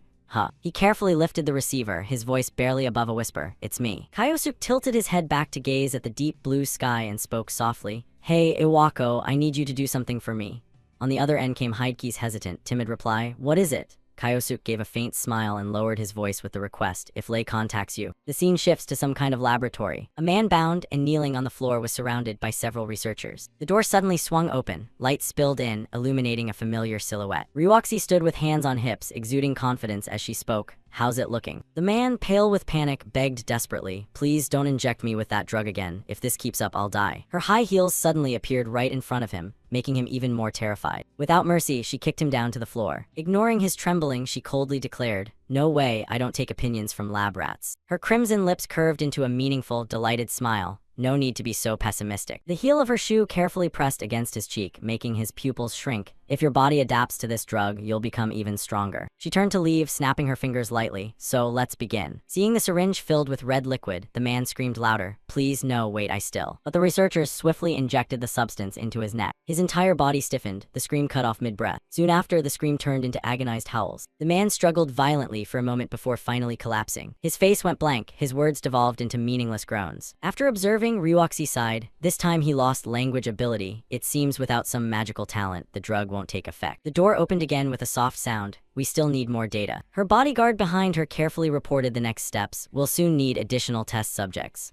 Ryuoxi crossed her arms in agreement. "Indeed." A sinister smile spread across Ryuoxi's lips as her fingers tapped impatiently. "As usual, we'll disguise it as recruitment for the Great Mountain Serpent clan." She strolled leisurely into the elevator while contacting Heidki. "Hello, Iwako, about the test subject we discussed earlier." Her graceful figure leaned against the elevator wall as she made her request softly. "I need people skilled in magic. Can you select a few students from your academy?" On the other end, Heidki remained silent for a moment. After a pause, he tentatively suggested, "In that case, how about this?" Ryuoxi stood silently in the elevator, listening intently to every word. "We could hold a selection event right at the academy. That way it'll be easy to filter out the capable ones, right?" The corner of her mouth curved upward. Her face openly revealed her wicked intent. "Sometimes you come up with pretty good ideas." The elevator chimed softly, ground floor. She stepped out gracefully, her heart brimming with delight. "The date, time, and details will be announced later." On the other side, Heidki quickly hung up. He clasped his hands behind his back and stared silently at the sky outside the window. "I've done as you asked, Kawakairo." The scene shifts to a crowded grand hall. "I have an announcement to make." The bodyguard stood solemnly on the podium and declared, "The Great Mountain Serpent clan has decided to hold a recruitment examination to seek new talent." The students below erupted in excited murmurs. "Really? This is our chance to join that famous clan." Kyosuke, standing in line, couldn't help but smile faintly. His gaze fixed directly on the man on the podium. So the path to approaching Lei has opened. The next morning on the sports field, students and judges were all present. One judge spoke. "We thank you all for participating in the Great Mountain Serpent clan selection exam." The long-haired male judge began explaining the rules. "I will now explain how this examination will proceed." While the judge explained the format, Kyosuke silently calculated in his mind. "To join the Great Mountain Serpent clan and get close to Lei, I must pass this exam." When approaching Iwako, I tried not to attract attention, but this time it's the opposite. To draw the attention of Yang Zinyu, Lei's right-hand man, and the judges. I will display my full strength. While standing thoughtfully in the hallway, a voice suddenly called, "Kyosuke." It was Karin approaching with a greeting, Are you participating in the exam? Kyosuke nodded lightly. Yeah, you too, huh? His eyes flickered slightly. I don't want her getting involved in this, but Karin gave a shy smile that cut through his thoughts. I know I don't really belong here, but I have a reason I have to participate. With a determined smile, she looked at Kyosuke. Let's both do our absolute best and pass this exam together, okay? Kyosuke silently vowed to himself, I have to pass no matter what. At the sports field, the judge announced, we will now begin the mana measurement test. He pointed to a golden orb. This device will display the mana level of anyone who touches it. We'll conduct the measurement here, so please step forward one by one. The first young man stepped up and placed his hand on the mana measuring device. After he stepped away came a sigh and the judge's score announcement. The judge called the next name, next to Sai Kyosuke. Kyosuke walked up with a friendly smile. Thanks in advance. He held up his student ID card and stepped forward. Seeing the information on the card, the judge had no expectations. Void attribute level 30, looks like there's nothing to hope for. Kyosuke placed his hand on the mana measuring device. A blinding light erupted, shaking the entire hall. The judge, dazzled by the light, still couldn't comprehend what was happening. The surrounding students were stunned. What the hell, this is insane. Kyosuke stood calmly beside the device amid everyone's shock. He turned back confidently and asked, so that's it, right? The judge, still dazed, replied, yeah. Kyosuke walked away while the judges began recording his rank. Among everyone who had been measured, only Kyosuke achieved S rank. The next part of the exam was the magic skill test. Kyosuke created a small ball of earth and stone. The judge behind him commented, he can only make a lump of dirt, having a lot of mana isn't enough on its own. Suddenly the corner of Kyosuke's mouth curved into a meaningful smile. In his hand now was a sphere of water attribute. Witnessing this, the judge was stunned. Kyosuke had created 2 spheres of different attributes simultaneously. The smile on his lips didn't fade. Next came a sphere of fire attribute. Without stopping, Kyosuke continued to form 2 more spheres of different attributes. Everyone around was shocked by his ability. One man exclaimed,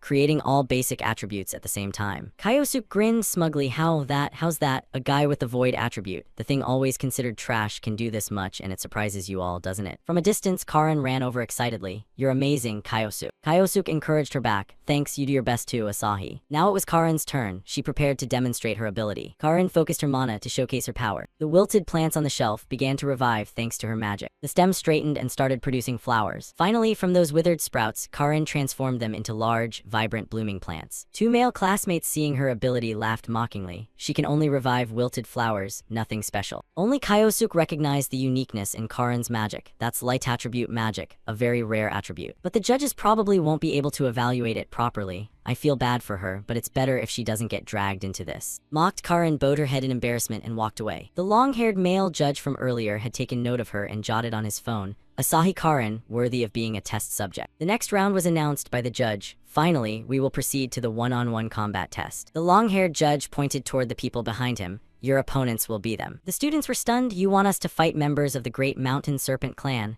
The judge reassured them. Don't worry, we won't judge solely based on win or loss. What matters is how you fight. On the surface, he said that, but deep down, the judge sneered. From the start, what chance does a student have against someone from the Great Mountain Serpent Clan? The arrogant blonde man challenged Kyosuke. So you're the kid who caused a stir in the earlier tests. He cracked his knuckles with a threatening tone. Looks like you showed off quite a bit and got good results in the other tests. But I'll show you none of that means anything once real combat starts. Facing the muscular man's pressure, Kyosuke only gave a polite smile. Yes, I hope I can learn a lot from you. The blonde man declared confidently, I'll defeat you in one blow. He used his earth attribute skill to create spheres of rock. Then dozens of similar spheres shot straight toward Kyosuke. Without any fear, Kyosuke calmly used his own magic to block the attack. The earth spheres were then reflected back toward his opponent. The blonde man was struck by his own magic. He gritted his teeth. What? He destroyed my magic in one move. Regaining his composure and looking ahead, Kyosuke was no longer there. The blonde man was confused. Where'd he go? Suddenly, Kyosuke appeared behind him, an ice dagger pressed against his throat. Kyosuke smiled smugly and whispered in his ear, You call unleashing one spell to create an opening, real combat?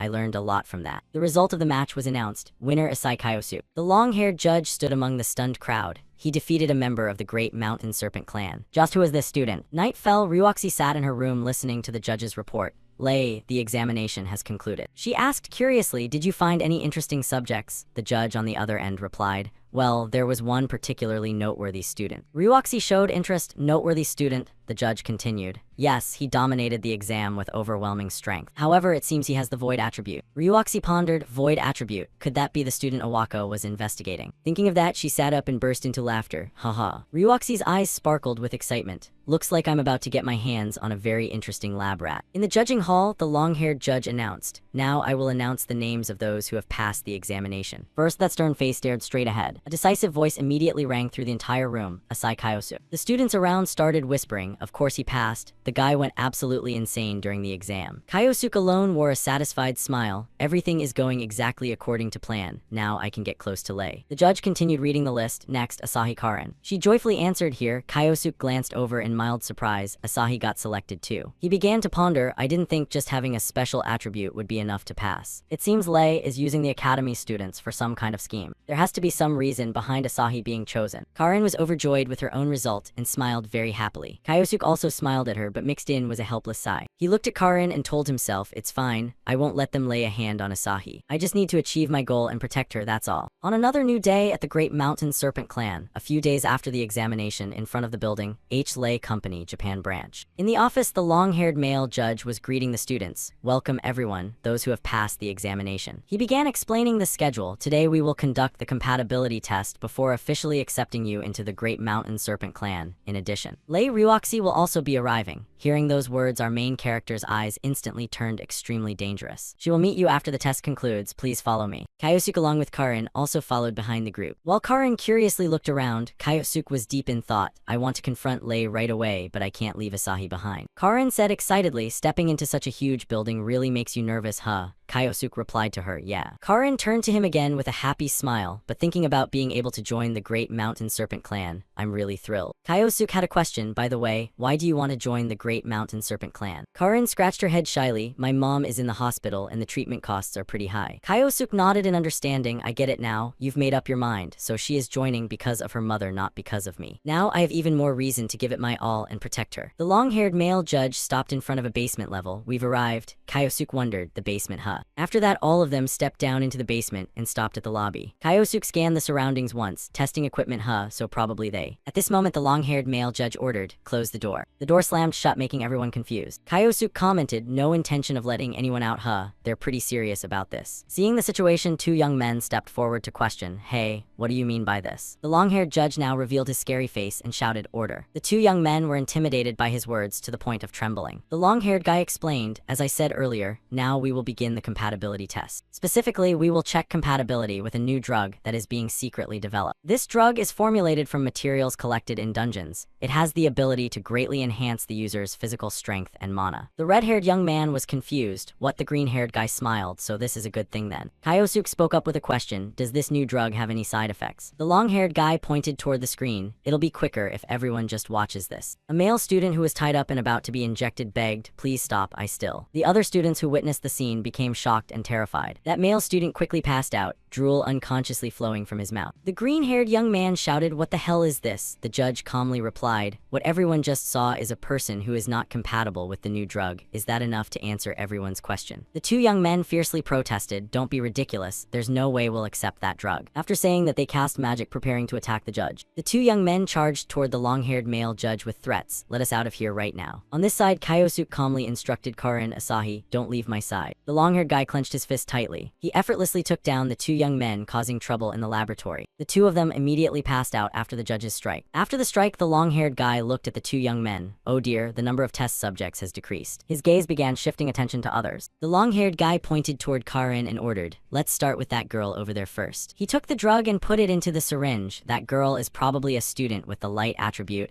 I'm really looking forward to the results of this experiment. Then he slowly stepped closer toward Karin, making her terrified. Immediately, Kyosuke stepped forward to block in front of Karin. His expression was serious as he protected her from the bad guy approaching. The long-haired guy questioned, what are you doing? Kyosuke replied, preventing a coward like you from getting close to her. His words made the long-haired guy grind his teeth in anger. He ordered the big henchman in front, hey, hold him back. The guy threw a straight punch at Kyosuke, but with his speed, he dodged it. Kyosuke's speed caught him off guard and he couldn't keep up. With just one strike, Kyosuke quickly took down the big henchman. The guys around who witnessed it were also surprised. What? After dealing with the first one, Kyosuke moved as fast as lightning. The next two were also quickly taken down by him. The big henchmen who got hit by Kyosuke were in pain and knelt on the ground. The long-haired guy couldn't believe his eyes. Impossible. He took down so many people in just one strike. After dealing with the obstacles around him, Kyosuke turned back. He gave a cold, sharp look toward the long-haired guy with a warning, you're next. He was frozen by Kyosuke's pressure. In this unfavorable situation, the long-haired guy decided, it's come to this. If I can capture that girl, the sudden attack from the long-haired guy made Karin scream in fear. No. Kyosuke grabbed the hand that was about to grab Karin from the long-haired guy. I already told you, I won't let you get near her. He angrily pulled his hand back. Damn it. Who the hell is this guy? A normal student couldn't possibly. Kyosuke's eyes at this moment had become terrifying. Now then, get ready. At this moment, Kyosuke stood like a hero shielding Karin. The long-haired guy angrily ground his teeth. Damn it. Kyosuke instructed Asahi, stay behind me, though scared Karin still trembled and replied, thank you, Kyosuke. Looking at the guy protecting her, Karin thought inwardly, Kyosuke is amazing. Just now, I couldn't even keep up with his movements. I knew he was stronger, but I didn't expect him to be this strong. The long-haired guy regained his composure and reminded, you bastard, don't get cocky. He wasn't afraid of him at all and spoke up, let me ask you one thing. The academy students are being used as test subject. What the hell is this for? Those sharp eyes stared straight at the opponent in front. Hearing Kyosuke's question, the long-haired guy gave a sinister smile. He arrogantly replied, simple, those who believe in Lady Lei can receive her blessing. Once we successfully develop this drug, she will become even stronger than before. Kyosuke frowned, do you think conducting such inhumane experiments is acceptable just for that purpose? The long-haired guy still confidently spouted inhuman words, we're just making use of what's available, that's all. Besides, at this moment, he suddenly gave a somewhat strange smile. Being a test subject for us is actually an honor for them. Kyosuke recalled Karin's words in the company lobby earlier, my mom is in the hospital. The treatment costs are quite expensive. Being able to join the Great Mountain Serpent clan makes me really happy. Remembering those words made him clench his fist even tighter. The long-haired guy still casually pointed toward Karin, that girl too, she was extremely happy when she became. Kyosuke's voice carried extreme rage, shut your mouth. At this moment, a massive source of power enveloped his entire body. The magic radiating from his body made the long-haired guy slightly falter. Kyosuke angrily gritted out each word, who do you think you are? A piece of trash who only knows how to trample others like you could never understand Asahi's feelings. Karin looked emotionally at the boy in front of her, Kyosuke. The long-haired guy wondered, what is this overwhelming pressure? Is he really just a student? Though shaken, the corner of his mouth still formed a smile. The long-haired guy spoke to Kyosuke with confidence. Normally, I would have told you to know your place, but I don't hate your boldness at all. How about it, why don't you submit to Lady Lei? If you hand that girl over, you might even get promoted to a high-ranking officer. I'm sure Lady Lei will be very pleased. His words made Kyosuke even angrier. I already told you to shut up. I can't forgive someone like you. The long-haired guy loosened his tie. You'll regret this. Then he also began to show his power. The long-haired guy's eyes shone with a powerful golden color. His power caused the ground beneath his feet to shatter. Kyosuke realized, body enhancement magic, huh? The long-haired guy affirmed, yes, combined with my martial arts, this is an unbeatable skill. Then he started throwing out taunts, challenging him to come at him if he dared. The long-haired guy's feet had already left the ground as he lunged forward. He threw a punch right at the guy, yelling, take this. The fist came down with a lot of force, but it completely missed Kyosuke, leaving the long-haired guy stunned. This power. That guy, his face full of confidence, kept talking. Looks like you managed to dodge that one, huh? Kyosuke commented, I get it now, so this is body enhancement magic. It's really strong. If that's the case, the long-haired guy charged at Kyosuke again. I dare you to dodge this one. Kyosuke had his eyes closed, casting magic, focusing, turning his imagination into an image. Seeing him just standing there, the long-haired guy mocked him. What the hell are you doing? You giving up already? His fist got closer and closer. Die. Kyosuke's eyes snapped open, void magic. He blocked the long-haired guy's punch, activate. He couldn't believe what he was seeing, no way. He's got strength equal to mine, no, even stronger. Kyosuke looked at the long-haired guy and smiled challengingly. Looks like I can use body enhancement magic now too, thanks. Thanks to you, I was able to imagine it. Taking the opportunity, Kyosuke landed a powerful blow on the long-haired guy. He was badly hurt by Kyosuke's attack. His whole body was sent flying, smashing through rocks and dirt in the distance. Knocked to the ground, he couldn't accept this defeat, no way. A single thought flashed through his mind, just who the hell is that guy? Kyosuke just stood there silently, looking at the long-haired guy with eyes full of hatred and contempt. With that done, Karin was incredibly grateful. Thank you, Kyosuke, and our protagonist gently asked her, Asahi, are you okay? Glancing over at the others, Kyosuke suggested, I'll clear a path, so you guys should get out of here. The two young men hesitated, but what about you? Kyosuke didn't answer their question. He used his strength to smash a large window. While his three friends behind him stared in shock, Kyosuke walked out proudly. He left only saying, I've got something to do. On Roxy's end, a voice on the phone said urgently, Lord Lei, there's an emergency. It seems Lord Yang has been defeated and the trainees have escaped. Roxy was stunned. What? The voice on the other end continued to report, there's an extremely strong guy heading straight this way. Just as the call ended, a loud noise suddenly erupted. Roxy was momentarily confused. What the hell is going on? It was Kyosuke standing right in front of her door. On guard, Roxy questioned him, who are you? Why are you here? Kyosuke's expression turned terrifyingly cold. His voice calm but full of threat as he spoke. It's simple. I'm here to pay you back for a grudge from 20 years ago. Roxy couldn't fully understand what Kyosuke was saying. A debt from 20 years ago? What are you talking about? Kyosuke slowly stepped closer. Looks like you still don't get it. Do I need to spell it out for you? Ever since the SSS rank dungeon 20 years ago, you pentagons of saints have been hailed as heroes. Hearing him mention the past, Roxy's expression became more tense. Kyosuke continued, let's just say someone's scheme was crushed that day. Roxy acted nonchalant, turning away from him. What is a student like you rambling about?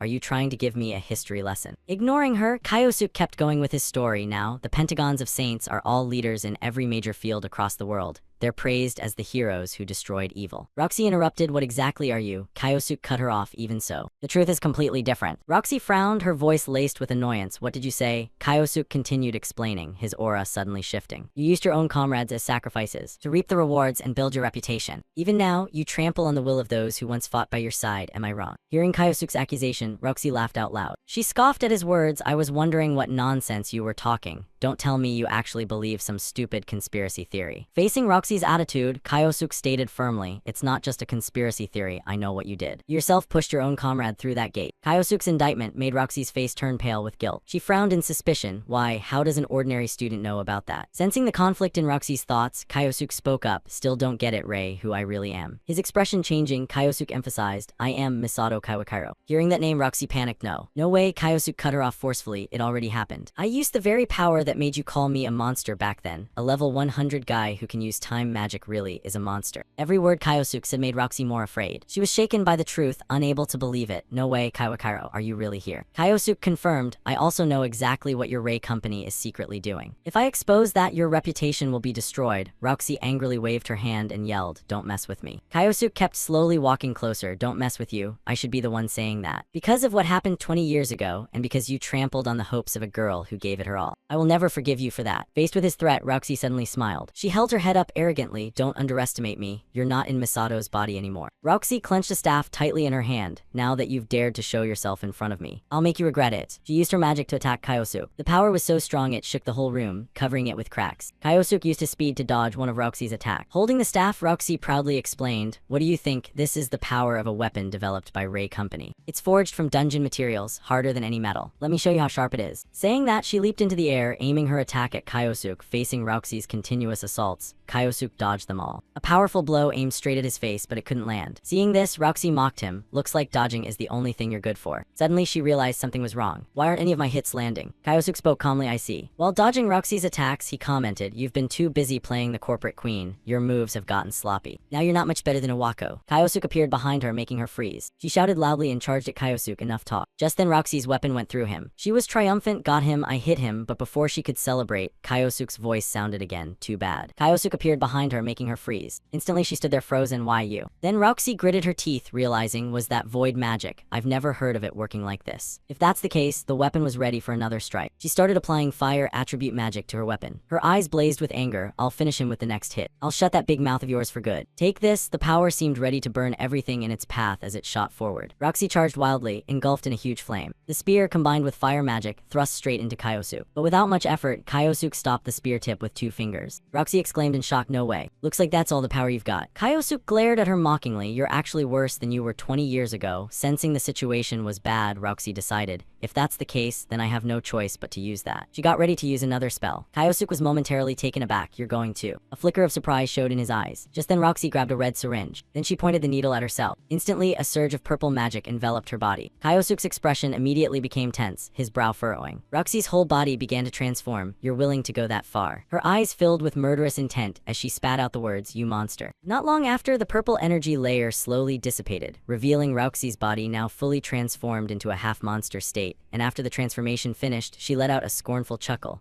Haha, you can't beat me now. In response to her words, the protagonist stayed calm and shot back. On the contrary, you think you can beat me just by using some enhancement drug? You really think it's that simple? Answering his question, Roxy kept up that same condescending attitude from before and said, don't underestimate me. Do you have any idea how much time and money I poured into this drug? I gathered rare materials that can only be found deep inside dungeons and spent years researching to create this thing. Ever since I witnessed that extraordinary power 20 years ago, I've been searching for a way to reach that same level. And now I've finally found a power that surpasses everything. Honestly, I should be thanking you, Kawakiro. Switching to Kyosuke's perspective, by this point he clearly couldn't stand listening to this evil woman ramble any longer, so he cut her off. Huh, how pathetic. Surpasses everything, really? You rely on a drug and still have the nerve to brag about it, Kyosuke said with an ice-cold expression, his tone full of accusation. This made Roxy's face freeze in shock as she asked back, what did you just say? Before she could even finish, our main character shifted into an attack stance. Sorry for interrupting your little monologue, but it's time for me to end this once and for all. With those words, both of Kyosuke's hands were suddenly engulfed in blazing golden flames. On the opposite side, Roxy seemed just as eager to send Kyosuke straight to the afterlife, so she also dropped into a fighting stance.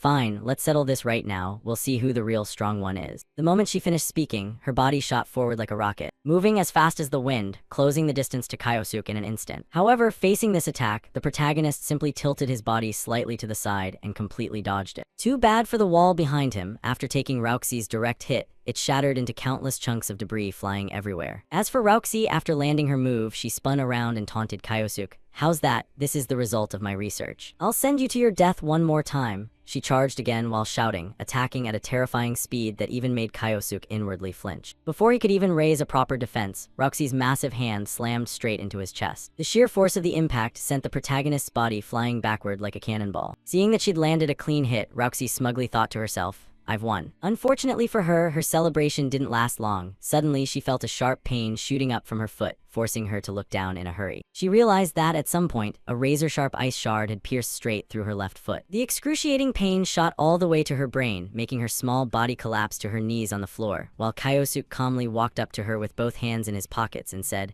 I set that up the moment you launched your attack. Kyosuke's meticulous preparation left Rauxi in a panic, sweat pouring down her face as she stammered, How could you possibly? Hearing that, Kyosuke didn't hold back and leisurely explained, It's all thanks to your minions using it earlier. I already figured out how you were enhancing your body with magic. Your drug is impressive, I'll give you that, but in the end it only lets you whip up a little whirlwind, nothing more. With a tone dripping with contempt, Kyosuke made Rauxi grit her teeth and retort, You dare mock the fruit of my research. Not letting her finish, Kyosuke shouted, Don't make excuses. You trample over other people and still have the gall to call that progress? You seriously make me sick. The angrier he got, the more murderous intent filled his eyes. This set off every alarm bell in Rauxi's mind. With no other choice, she desperately gathered power into her palm, ignoring the wound on her left foot, and lunged at Kyosuke again. She kept yelling, Shut your mouth. Too bad for her against such a straightforward attack, Kyosuke simply extended his hand forward, firmly grabbing her wrist, while his other arm delivered a devastating mountain-shattering punch straight into the evil woman's stomach, making her cough up blood in agony. At this moment, all Rauxi felt was shock and unwillingness. My power has no effect. So this is the true strength of Kaiwakairo now. Just like that, before she could even show anything more, Rauxi collapsed like a dead dog. On his side, after taking down his old enemy, Kyosuke coldly walked away from the scene, saying as he left,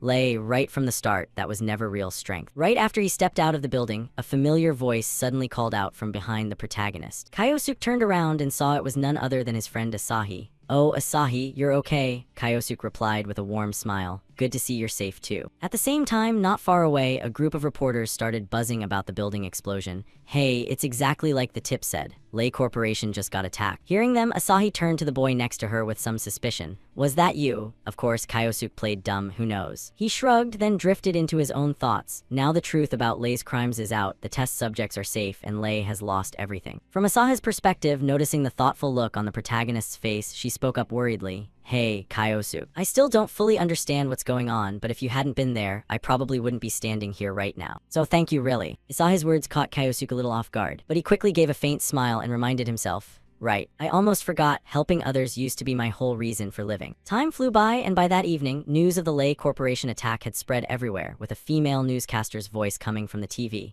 We've just received reports that illegal human experiments were being conducted in a secret underground lab owned by Lei.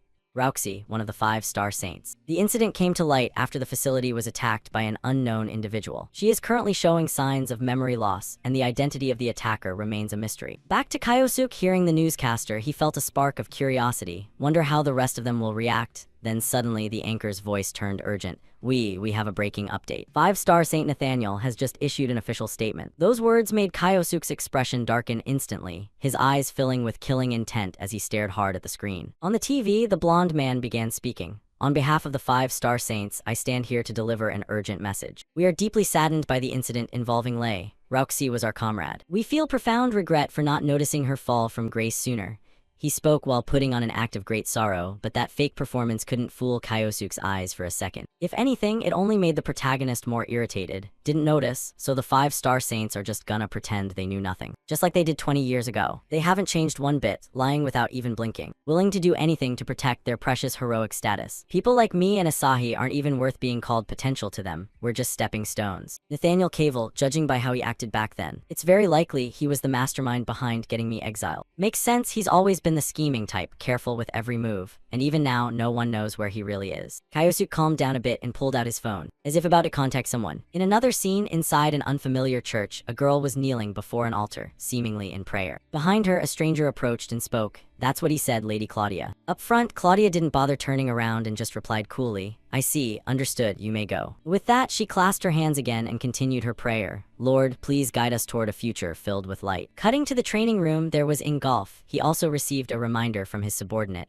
"Lord Ingolf, the council meeting is about to start." Hearing that, Ingolf casually dropped the weight he was holding and growled, "Got it, I'm heading there now." "Lay, that damn dog, what the hell was she thinking?" Ingolf's voice was full of rage. Not long after, the closed-door meeting of the 5-star saints began, and naturally, the one presiding was none other than Nathaniel. Seeing everyone present, he spoke up. "All right, everyone, let's get this 5-star saints council meeting started." On the TV screen, Claudia maintained her prayer posture while speaking up. So the attacker exposed Lay's illegal experiments, how utterly despicable. On the other side, the burly Ingolf growled in agreement. What the hell was that bitch Lay thinking? She dragged the honor of the 5-star saints through the mud. In response to both of them, the blonde Saint Nathaniel slowly sat down in his chair and gave his opinion. Right. However, those experiments were carried out solely by Lay and initiated by her alone. The rest of us 5-star saints had no knowledge of any of this.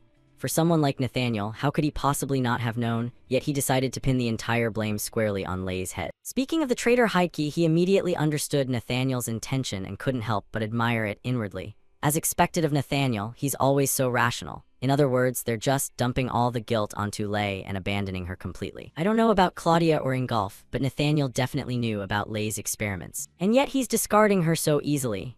The more Heidke thought about it, the colder the sweat that ran down his back at Nathaniel's ruthless decisiveness. After about 2 seconds, he calmed down a bit, then shifted his anxious gaze to a letter beside him and reminded himself, no, right now the most important thing is to follow his instructions. Over on this side, the ugly Claudia suddenly spoke up. "I'm quite curious about the attacker." To explain that, Heidke answered, "Well, a sealed letter was sent to the academy from the one who attacked Lay." As he spoke, he picked up the letter and showed it to everyone. This made the others startle. A letter from the attacker. Iwako read it out loud right now. The group urged him. Heidke then looked at the letter in his hand. "Of course, I'll read it now." The contents of the letter were, "I have returned to this world from inside that gate. I will deal with all of you, so just wait for it, Misato Kawakiro." The moment they heard the name of the sender, the expressions of the other three changed drastically, especially Nathaniel's. Her face was drenched in anxious sweat as her trembling voice spoke with a sliver of hope. "Could someone be impersonating Kawakiro?" In reply, the blonde man pondered for a moment before shaking his head. No. He couldn't possibly know about the inside of that gate unless he himself had been there. The sender is definitely Kawakiro. Hearing that, the nun-like woman stroked her chin in thought. Perhaps he used time magic. Before she could finish, the hulking Ingolf snapped irritably. "Why the hell should we worry? If Kawakiro really has come back, we just need to crush him again and be done with it." The big man spoke with murder dripping from his voice. And naturally, Nathaniel fully agreed. Ingolf's right, think about it, we don't need to act rashly. On her side, Claudia still seemed a bit uneasy and was about to say something, but Nathaniel cut her off immediately. "Why don't we just observe what Kawakiro does next?" And so the brief meeting ended in a hurry. After turning off the computer screen, the burly Ingolf walked over to the window, gazed outside, and said in a voice full of rage, "Kawakiro, you're the one person I will never forgive." In another development, after the meeting ended, Principal Heidke Iwako hurriedly reported the situation to the protagonist over the phone. "So, following your instructions, I've carried out the orders." Hearing that, Kyosuke calmly replied, "Got it." With that, he leaned back comfortably, his mind racing with calculations about the next step. So Nathaniel isn't making a move right away. He's very cautious. "Let's see, no problem at all. Once they realize I'm really back, they won't be able to sit still anymore. First, I'll go after the ones whose locations I already know." Having decided, he cheerfully ordered his loyal hound. "All right, Iwako, time to get moving." On the other end of the line, Iwako's anxious voice came through. "What's our next move?" Seeing his dog so nervous he looked like he might wet himself, Kyosuke quickly reassured him, "It's not that hard. Just arrange for me to transfer to an academy connected to Ingolf." Hearing that, Heidke seemed to guess Kyosuke's intention and asked, "So next, you're targeting Ingolf?" Kyosuke admitted straightforwardly, "Exactly. Using a short-term exchange program should be easy, right?" From Iwako's perspective, since he was already on Kyosuke's side, even if reluctant he had to warn him, "Let me make one thing clear, Ingolf isn't like me or Lay. You won't find any bad rumors or shady deals about him." This warning from the sharp-faced man made Kyosuke go quiet for a moment, but then he replied calmly, "Even so, I still need to see his face at least. Handle all the formal paperwork for me." With that, he hung up, turned his cold gaze to the scenery outside, and muttered under his breath,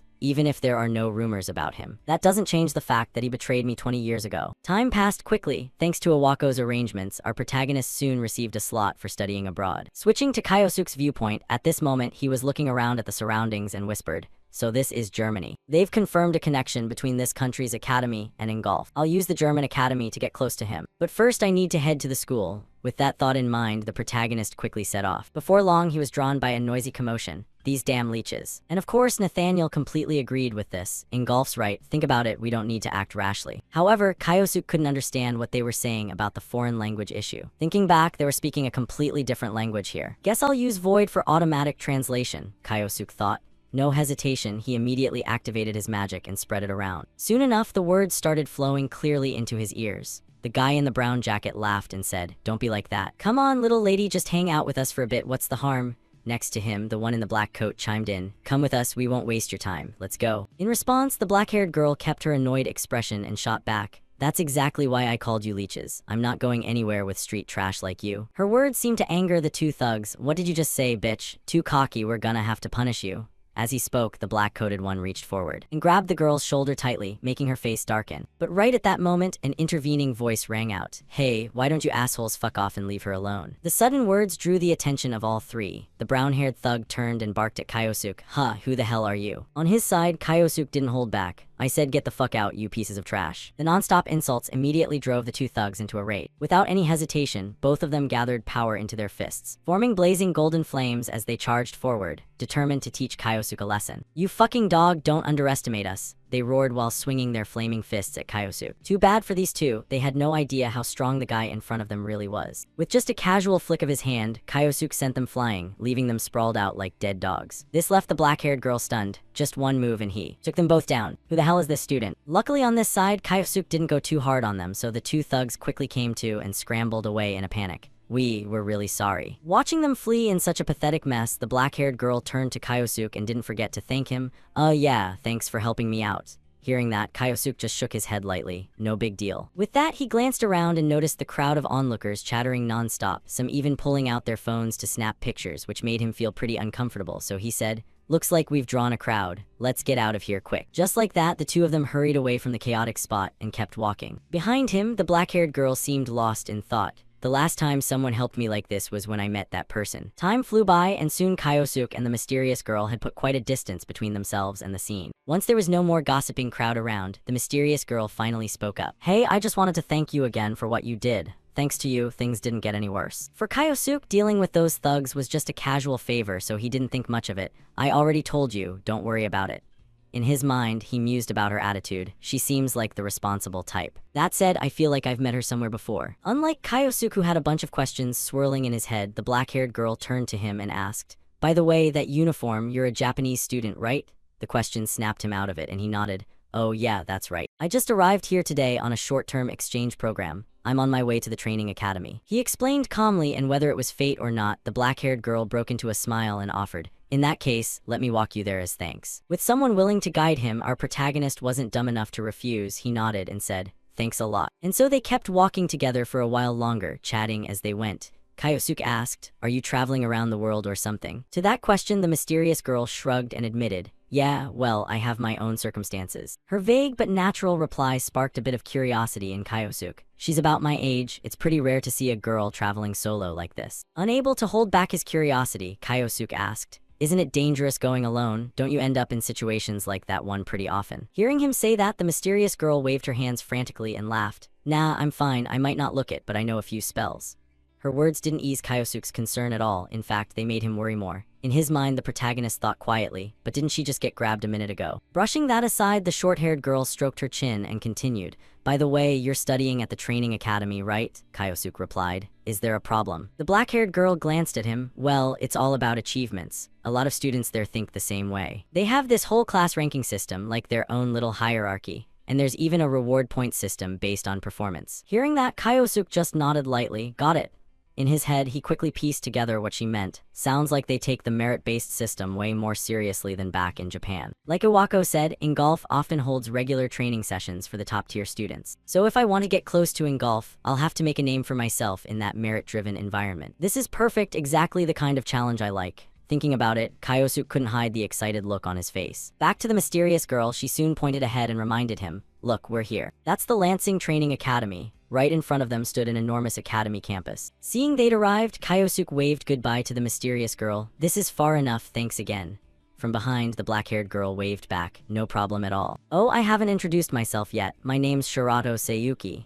As she spoke, she extended her hand forward. Seeing that, Kyosuke reached out to shake it and introduced himself. "Got it, I'm Asai Kyosuke." The instant she heard the protagonist's name, Shirato's expression suddenly changed, turning emotional as if she couldn't believe it. This caught Kyosuke's attention and he asked, "What's wrong?" On her side, Shirato quickly composed herself and shook her head. "Oh, nothing. Your name just reminds me of someone I know. Anyway, see you around. Good luck at the academy." With that, the black-haired girl turned and walked away. While Kyosuke watched her back, he felt a bit thoughtful. "Shirato, there's something about her that keeps nagging at the back of my mind. But whatever, time to head in." With that, he picked up his pace and stepped into the campus grounds. However, he hadn't gone far before trouble found the protagonist again, this time in the form of an arrogant voice. "Hey, you there. Is that really you?" The voice belonged to a cocky red-haired guy. Facing that attitude, Kyosuke stayed calm and shot back. "And who the hell are you? Some punk-ass thug." His words instantly pissed off the redhead, who yelled, "Who are you calling a thug? We don't get Japanese exchange students here every day. I figured you were nothing special. But so you don't get the wrong idea about this place, I'll give you a little welcome gift." He leaned his face right up close to Kyosuke to intimidate him. As for Kyosuke, one glance was enough to see what the redhead was up to, which only made the protagonist sigh inwardly. "Man, I just got here and I already ran into a weirdo." Just like she said, looks like he wants to test me with a fight. Thinking that, Kyosuke casually tossed his bag aside and said, "Fine, let's do this." Seeing him agree, the redhead locked it in right away, even feeling a bit thrilled inside. "Nice, at least you're reasonable. Bring it on then." With that, he started channeling his power, levitating chunks of rubble around him and firing them straight forward like bullets. However, this still wasn't enough to challenge our protagonist. With one simple wave of his hand, Kyosuke effortlessly shattered the entire attack, leaving the redhead's face stunned and blank. But he didn't get to stay shocked for long. Kyosuke's cold voice rang out. "Quantity's decent, but the power's pathetic. If you're gonna use earth magic, at least make it do something like this." Along with those words, a massive earth orb formed in Kyosuke's hand. Without any hesitation, Kyosuke hurled it forward with full force. The redhead barely dodged in time, but the rock slammed into the wall behind him, blasting a huge hole through it. Just seeing the damage was enough to make the thug tremble all over. Finally, at this point, he realized the guy in front of him was a real monster. In his mind, he wondered, who the hell is this freak? In another scene, cutting to Iwako's location. At this moment, she was walking while talking to someone on the phone. Yes, that's correct. She spoke coldly, holding a stack of papers printed with all sorts of info on the protagonist. "On Saturday the 7th, I encountered Asai Kyosuke. I'll remain in Germany to continue observing the target." Back to the protagonist's perspective. At this moment, he had just received his student ID card from a staff member and quickly left the administrative office. As he walked, Kyosuke glanced down at the card in his hand and thought, "All the paperwork's done. Finally, I can enter the local dungeon." Unlike back in Japan, since I'm a student here now, I get automatic translation privileges, so it's a bit different. From Kyosuke's view, his student ID displayed basic info like Lansing Training Academy, Asai Kyosuke, attribute, void, level 41, points, none. Seeing that none in points, our protagonist quickly guessed, this must be the point system Shirato mentioned. It probably tracks dungeon exploration and performance. Thinking that, Kyosuke casually slipped the card into his pocket and reassured himself, "Whatever, no classes today anyway, I need to check out what the German dungeons are like." With that, Kyosuke hurried off, completely unaware that right behind him, the red-haired guy he'd beaten up earlier was secretly watching from a distance, his face thoughtful as if pondering something. Time passed quickly, cutting to the front of an unidentified dungeon gate. Before stepping inside, Kyosuke reminded himself once more, if I want to get close to Engulf, I need to climb to special rank first. Guess I'll start racking up points in this advanced dungeon. Without any hesitation, our protagonist strode right in. Very soon, the interior of the dungeon came into view, a vast corridor. From the far end, a few skeleton soldiers began shambling toward him, sparking some interest in the black-haired young man. Let's see what kind of monsters come out. Undead right off the bat, and some pretty strong ones too. I didn't run into these back in Japan, but I already know their weaknesses from when I was still Misato Kaiwakairo. Deciding to act, Kyosuke channeled his magic, engulfing his palm in blazing golden flames. Meanwhile, on the opposite side, the skeleton soldiers caught the scent of the living and charged like rabid dogs. One gripped its axe tightly and swung hard forward. Good thing Kyosuke was quick enough to dodge to the side, otherwise that swing might have cleaved him in half. Now on the counterattack, Kyosuke thought to himself, undead crumble under strong physical blows and fire. As the thought crossed his mind, he unleashed a fiery fist punch straight into the skeleton's gut with full force, snapping its spine in two and sending its upper body flying backward. Seeing their comrade go down in a single hit, the remaining two undead froze, too stunned to move. Taking the initiative, Kaiosuk extended his hand forward and taunted, "Come on, bring it, I'm right here." Time flew by. Soon the area around him was littered with shattered undead bones, while Kaiosuk strolled forward casually with both hands in his pockets, muttering, "This is probably the final room. The boss should be waiting up ahead." With that in mind, Kaiosuk picked up his pace, and sure enough, he soon encountered the dungeon's true boss. At first glance, it appeared to be a lick. The overwhelming aura it emitted even made Kaiosuk acknowledge inwardly, "So this is the boss, that's some heavy pressure. Let's start with fire and see how it goes. I'll hit it first with fire magic." Deciding that, Kaiosuk quickly hurled a fireball forward. However, the lick reacted lightning fast, swinging its staff to the side, and releasing a burst of purple energy that shot out and clashed directly with the fireball, causing both attacks to cancel each other out in midair. Seeing that, Kaiosuk wasn't too surprised. It nullified the fireball, makes sense, it's the boss after all. Switching to the lick's side, it now went on the offensive. It gathered mana into its staff and unleashed a blob of dangerous-looking purple liquid. Though unsure what the attack was, Kaiosuk swiftly leaped backward to evade. Sure enough, the next sight made his face stiffen. Because the floor beneath where it landed had corroded into a massive hole, this sent a chill down Kaiosuk's spine. That orb melts anything it touches. That's advanced level magic. But I can turn it to my advantage. Thinking that, a sly grin spread across his face. Whether the lick felt provoked or not, a second later it fired 3 more magical orbs in rapid succession forward. However, our protagonist already had a plan ready. He thought, "I'll channel wind magic into my feet to boost propulsion." Thanks to that magic, Kaiosuk's speed surged noticeably. His body turned into a streak of green light, easily dodging every attack, until he closed right in front of the lick, leaving it completely dumbfounded. Not stopping there, Kaiosuk taunted, "Let's see if you can handle your own attack." At that moment, in Kaiosuk's palm was one of the lick's own purple energy orbs. Before the lick could react, the protagonist slammed it straight into its face, corroding its skull at visible speed. A pain shriek echoed all around, accompanied by green smoke. Finally, its body helplessly began to disintegrate. Back to Kaiosuk, even he had to admit the effectiveness of that last move. Pretty effective, but since it's advanced magic, I couldn't replicate it perfectly. I need to level up my void magic. More importantly, there's still someone else here. Thinking that, Kaiosuk spoke up lightly, "I know you're there, come out already." Sure enough, not far from Kaiosuk stood the red-haired guy who'd been watching who knows how long. Realizing he'd been spotted, he gave a wry laugh and stepped forward. "Haha, you're sharper than I thought. I watched your fight, hope you don't mind." In response came the protagonist's ice-cold expression. "So, you here to challenge me again?" As he spoke, Kaiosuk inwardly assessed the redhead. Looks like he still hasn't learned his lesson. But that aura, he's definitely hiding something. On the opposite side, the redhead slowly approached and said something cryptic. "Well then, maybe it's time to clear things up." As he spoke, he reached into his pocket and pulled something out, an action that instantly put Kaiosuk on high alert. He quickly dropped into a fighting stance, brain racing to figure out the opponent's move. Damn it, he's really up to something. Is he another enhancer like Brucin, or maybe some hidden weapon? Completely contrary to what Kaiosuk expected, the next second the redhead suddenly dropped to his knees, bowed his head, and pleaded, "Please take me as your disciple." The unexpected move left Kaiosuk completely stunned. His mind in total chaos. What the hell is he doing, and what's with that cup? Kaiosuk wondered silently. And almost immediately, as if sensing his confusion, the redhead held out the cup and explained, "This is the Japanese doja, right? I heard you're supposed to offer sake to show respect too." "I couldn't hold back, your power totally blew me away. Please teach me magic, I beg you." Seeing the guy begging like that, Kaiosuk felt a shiver and took 2 steps back.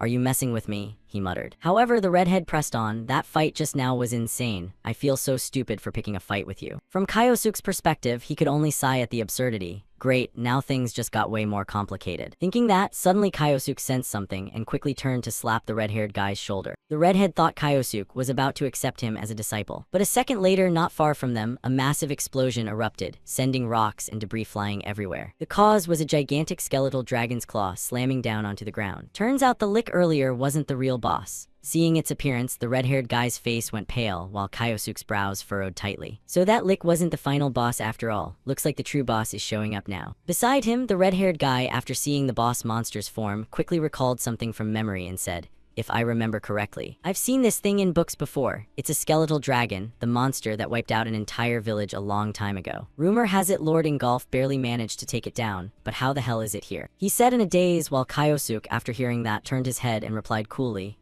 "I get it now." His icy attitude made the red-haired young man behind him flinch, and he hurriedly tried to stop him. Wait, don't tell me you're actually planning to fight it? That's way too reckless. No matter how strong you are, before he could finish, Kyosuke turned back and cut him off. Just relax, and from what you said, Ingolf wasn't the one who actually killed it. With that, he began silently calculating in his head. I see. For the 5-star saints, admitting that Misato Kawakairo was the one who really slayed the monster would be a huge hassle. So they twisted the story for future generations. Classic cowards. And now all I need to do is kill it again. Alright, let's do this. Kyosuke declared with a voice full of chilling intent, and as if responding to his provocation, the skeletal dragon didn't hesitate at all. It slammed its massive bony claw straight down, sending a shockwave rippling outward in all directions. Witnessing that, the red-haired friend immediately panicked. Before he could even react, the shockwave hit him head-on, sending his small body flying backward. Only Kyosuke remained standing firm in place. However, from that attack alone, Kyosuke's expression darkened slightly as he thought inwardly, damn it, it's gotten stronger than it was 20 years ago. But that's not a problem. Once he'd thought it through, Kyosuke channeled power into the soles of his feet and shot forward toward the skeletal dragon like a bolt of lightning. He leaped into the air, closing in on its skull, his hand engulfed in blazing golden flames. Kyosuke whispered softly, take this, then unleashed a 1,000-pound punch straight into its gigantic face, shattering the skull into countless fragments in an instant. Not far away, the red-haired young man who witnessed it was practically petrified with excitement. Holy crap, did anyone see that? My master just blew that monster's head off. Hearing him say that, Kyosuke complained, you're getting way too carried away. Didn't you just say fighting it was suicidal? I don't feel like explaining much to you, but this isn't over yet. As he spoke, Kyosuke turned his gaze forward again, which suddenly froze the joyful expression on the redhead's face. Sure enough, right after, the skeletal dragon's head regenerated as if nothing had happened. It's regenerating, the red-haired guy shouted in shock. And Kyosuke took the chance to school him. Skeletal dragons have pretty high vitality compared to other undead. If you only half-ass it, it'll just heal itself right back up. The redhead looked puzzled, wondering how Kyosuke knew all this. But the protagonist had no intention of answering because he was busy silently plotting his next move. It's tougher than I expected. In that case, the next thing to do is... Speaking of the red-haired young man, seeing Kyosuke deep in thought, he also sank into his own musings. He guessed, is Kyosuke planning to try something else? But how can he even take on a monster like that? On the opposite side, the skeletal dragon was starting to lose patience. It opened its maw and let out a deafening roar, then spun around, swinging its enormous tail straight toward both of them, forcing the pair to duck in panic to avoid the attack. However, the skeletal dragon's assault didn't stop there. Immediately, it redirected its tail toward the most dangerous threat, Kyosuke himself. But the speed of this hulking monster still wasn't enough to trouble the protagonist. With a light sidestep, he easily dodged the tail whip. On his side, the red-haired young man grew worried for Kyosuke, since he seemed to be only defending. He didn't realize Kyosuke was quietly waiting for the right moment to strike. His eyes were locked on the monster as he thought, not yet, make the image clearer. That's the essence of void magic, born from imagination. The clearer the image, the stronger the power.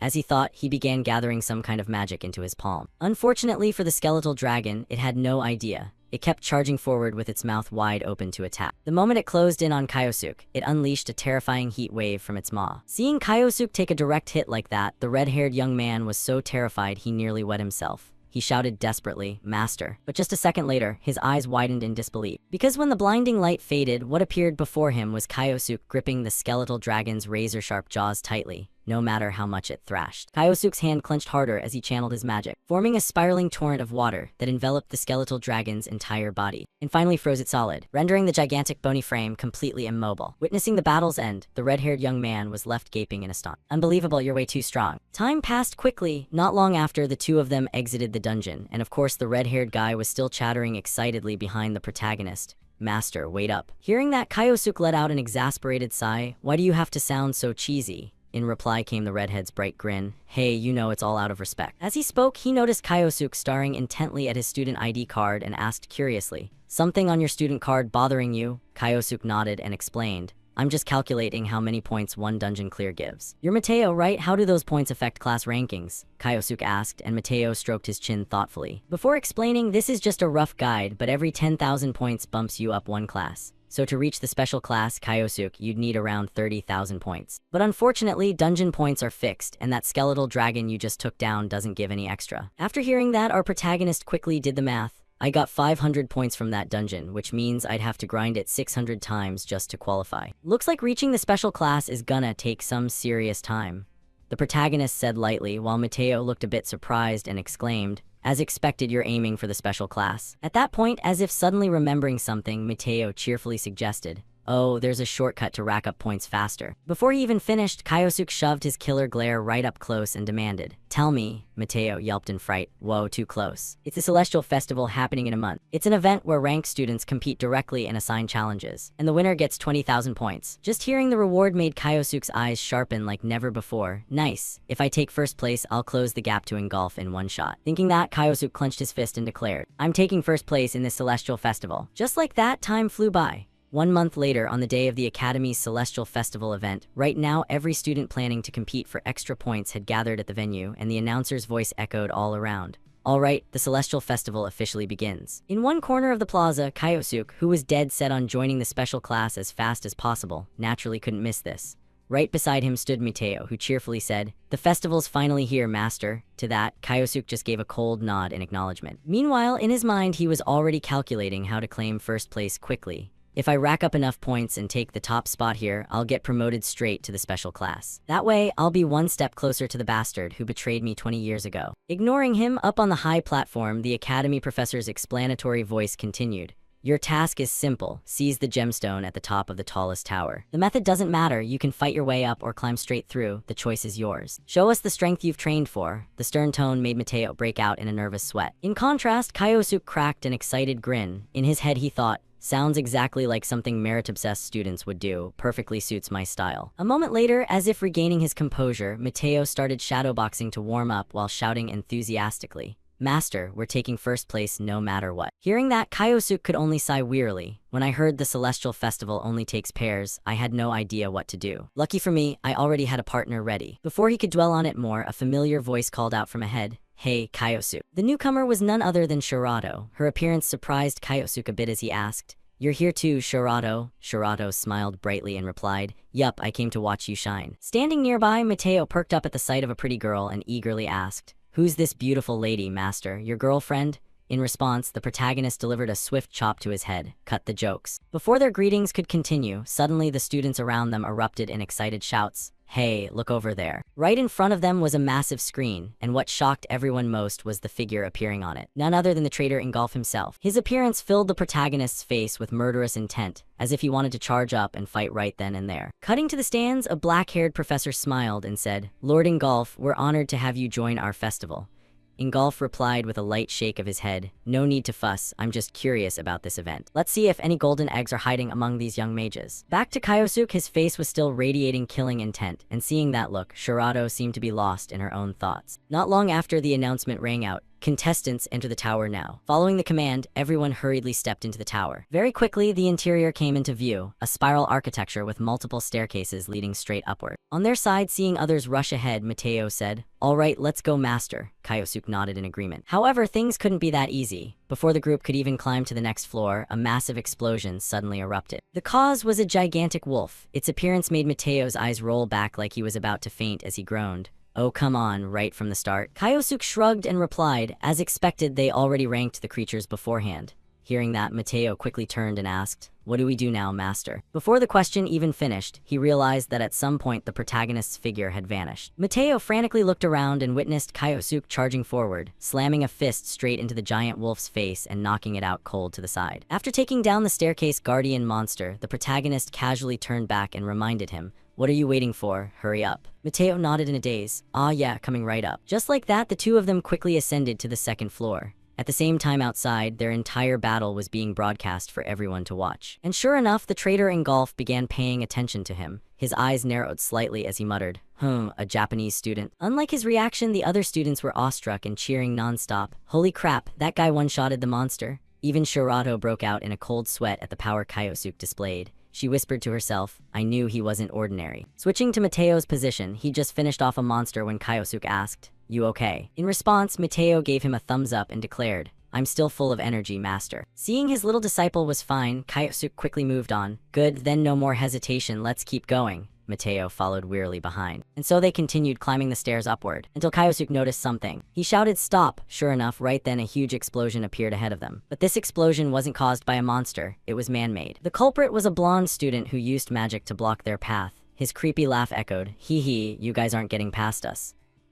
Mateo got pissed, clenched his fist, thrust it forward, and cursed, "You cheating bastards, this is too dirty." Hearing that, the two students not only felt no shame but mocked back. "What'd he say? Too far, can't hear ya. See ya later, losers, you can just sit and watch." With that, both rushed forward, leaving the red-haired young man fuming. "Hey, get back here," he yelled before turning to his master for advice. "Master, what do we do now?" Kyosuke replied nonchalantly, "What do you mean, easy, just fly right over." After hearing that, Mateo was still confused. But right after, Kyosuke grabbed his shoulder tightly and leaped forward, dragging the young man along in flight. Cutting to the blonde guy's position, at this moment, a large door stood before the two of them, looking like the boss room. Seeing that, he said happily, "Nice, this is the final room." "This is easier than I thought." Beside him, the blue-haired guy excitedly agreed. "Exactly, no way we lose to some Japanese guy, right?" That's what they thought. However, a familiar voice suddenly came from behind them. "How is that possible?" The voice made the two cheaters jump in panic, turn around, and shout, "What the? How'd you get here?" Answering their question, Kyosuke replied with a face full of contempt.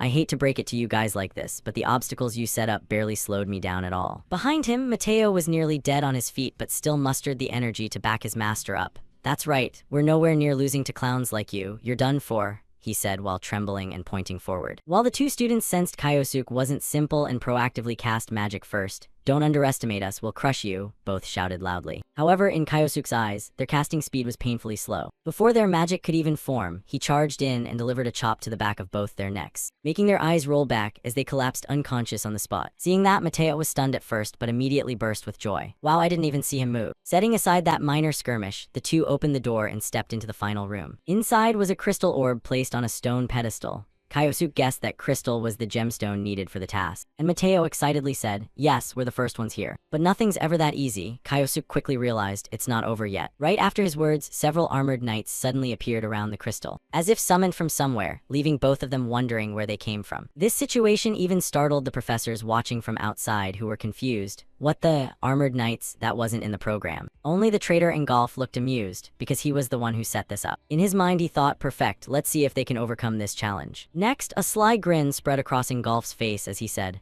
"What I mean is, if it ends too quickly, where's the fun in that, right?" Sitting beside him, the black-haired professor could only force an awkward laugh. "Haha, you're really ruthless, my lord." In response, the burly man maintained his resolute attitude. "If they want to become great mages, something like this is nothing." As he spoke, he silently calculated in his mind. Of course, no student could possibly break through that many enemies. How could they possibly push through and claim the gemstone? "Let's see what they've got," he said with interest before turning his full attention to the screen in front of him. Switching to Mateo's position, after witnessing a horde of summoned constructs appear, he was freaking out completely. "Master, what do we do now?" he asked in a panic.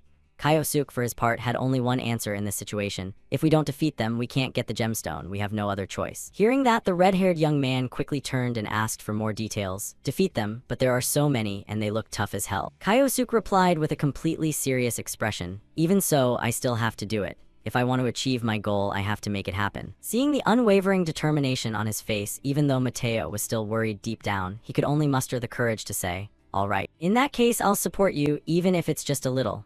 As he spoke, he cracked his knuckles to warm up, completely unaware that while he was running his mouth, a construct behind him had already swung its sword at blinding speed.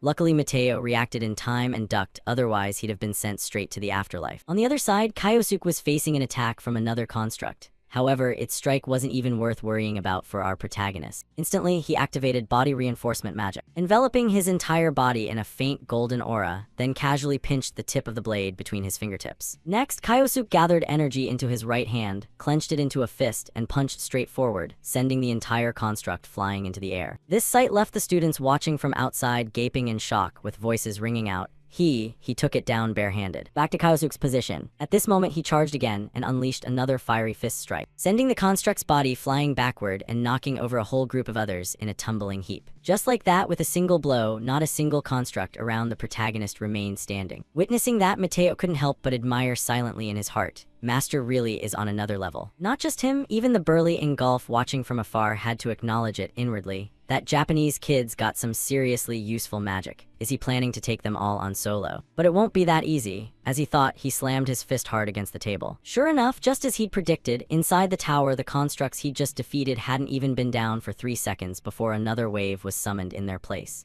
This made Mateo's eyes roll back in terror. They're respawning again. What the hell is the Academy thinking, throwing these things at us? At the same time, Sayuki was thinking exactly the same thing. With numbers like this, there's no way he can fight them all. but I still want to see if he can break through. So Asai Kyosuke, what are you going to do now? She pondered silently. Back to the protagonist. At this very moment, a construct wielding a massive axe charged straight at him, swinging down hard.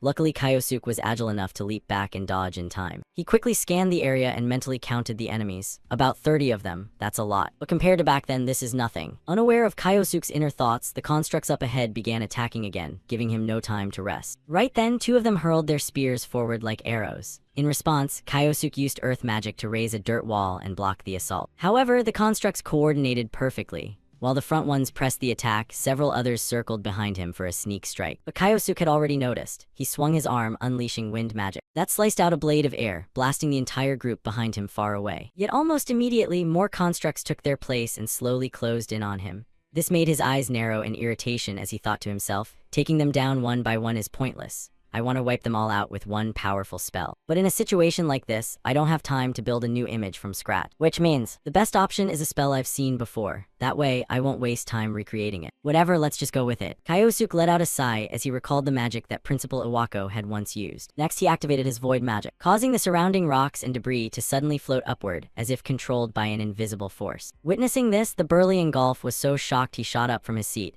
It seemed he'd recognized exactly what magic this was. Back to Kyosuke, at this moment, he swung both arms outward, combining earth and wind magic, unleashing a barrage in all directions that no construct could withstand. The power was so immense that even the students watching outside could feel the resulting shockwaves. Not long after, the magic faded, leaving the room littered with the wreckage of constructs scattered everywhere. By now, Kyosuke had already walked up to the crystal orb. He reached out, gripped it firmly in his palm, and whispered, "Done." On the other side, Mateo, who had somehow hidden, whooped and rushed out to celebrate when he saw Kyosuke complete the task. He did it. He really did it, master. Just like that, the crowd erupted in cheers and congratulations for the protagonist's success. Elsewhere, Seiyuki's eyes widened in astonishment at the protagonist's ability. Fusion magic. He can use that too. His power is terrifyingly deep. Cutting to Ingolf's position, at this moment he burst into an amused laugh. Haha. So he can use the magic that took Iwako 20 years to develop, and he's doing it as a mere student. Asai Kyosuke, huh, very interesting. If he makes it into the special class, I guarantee I'll personally teach him properly.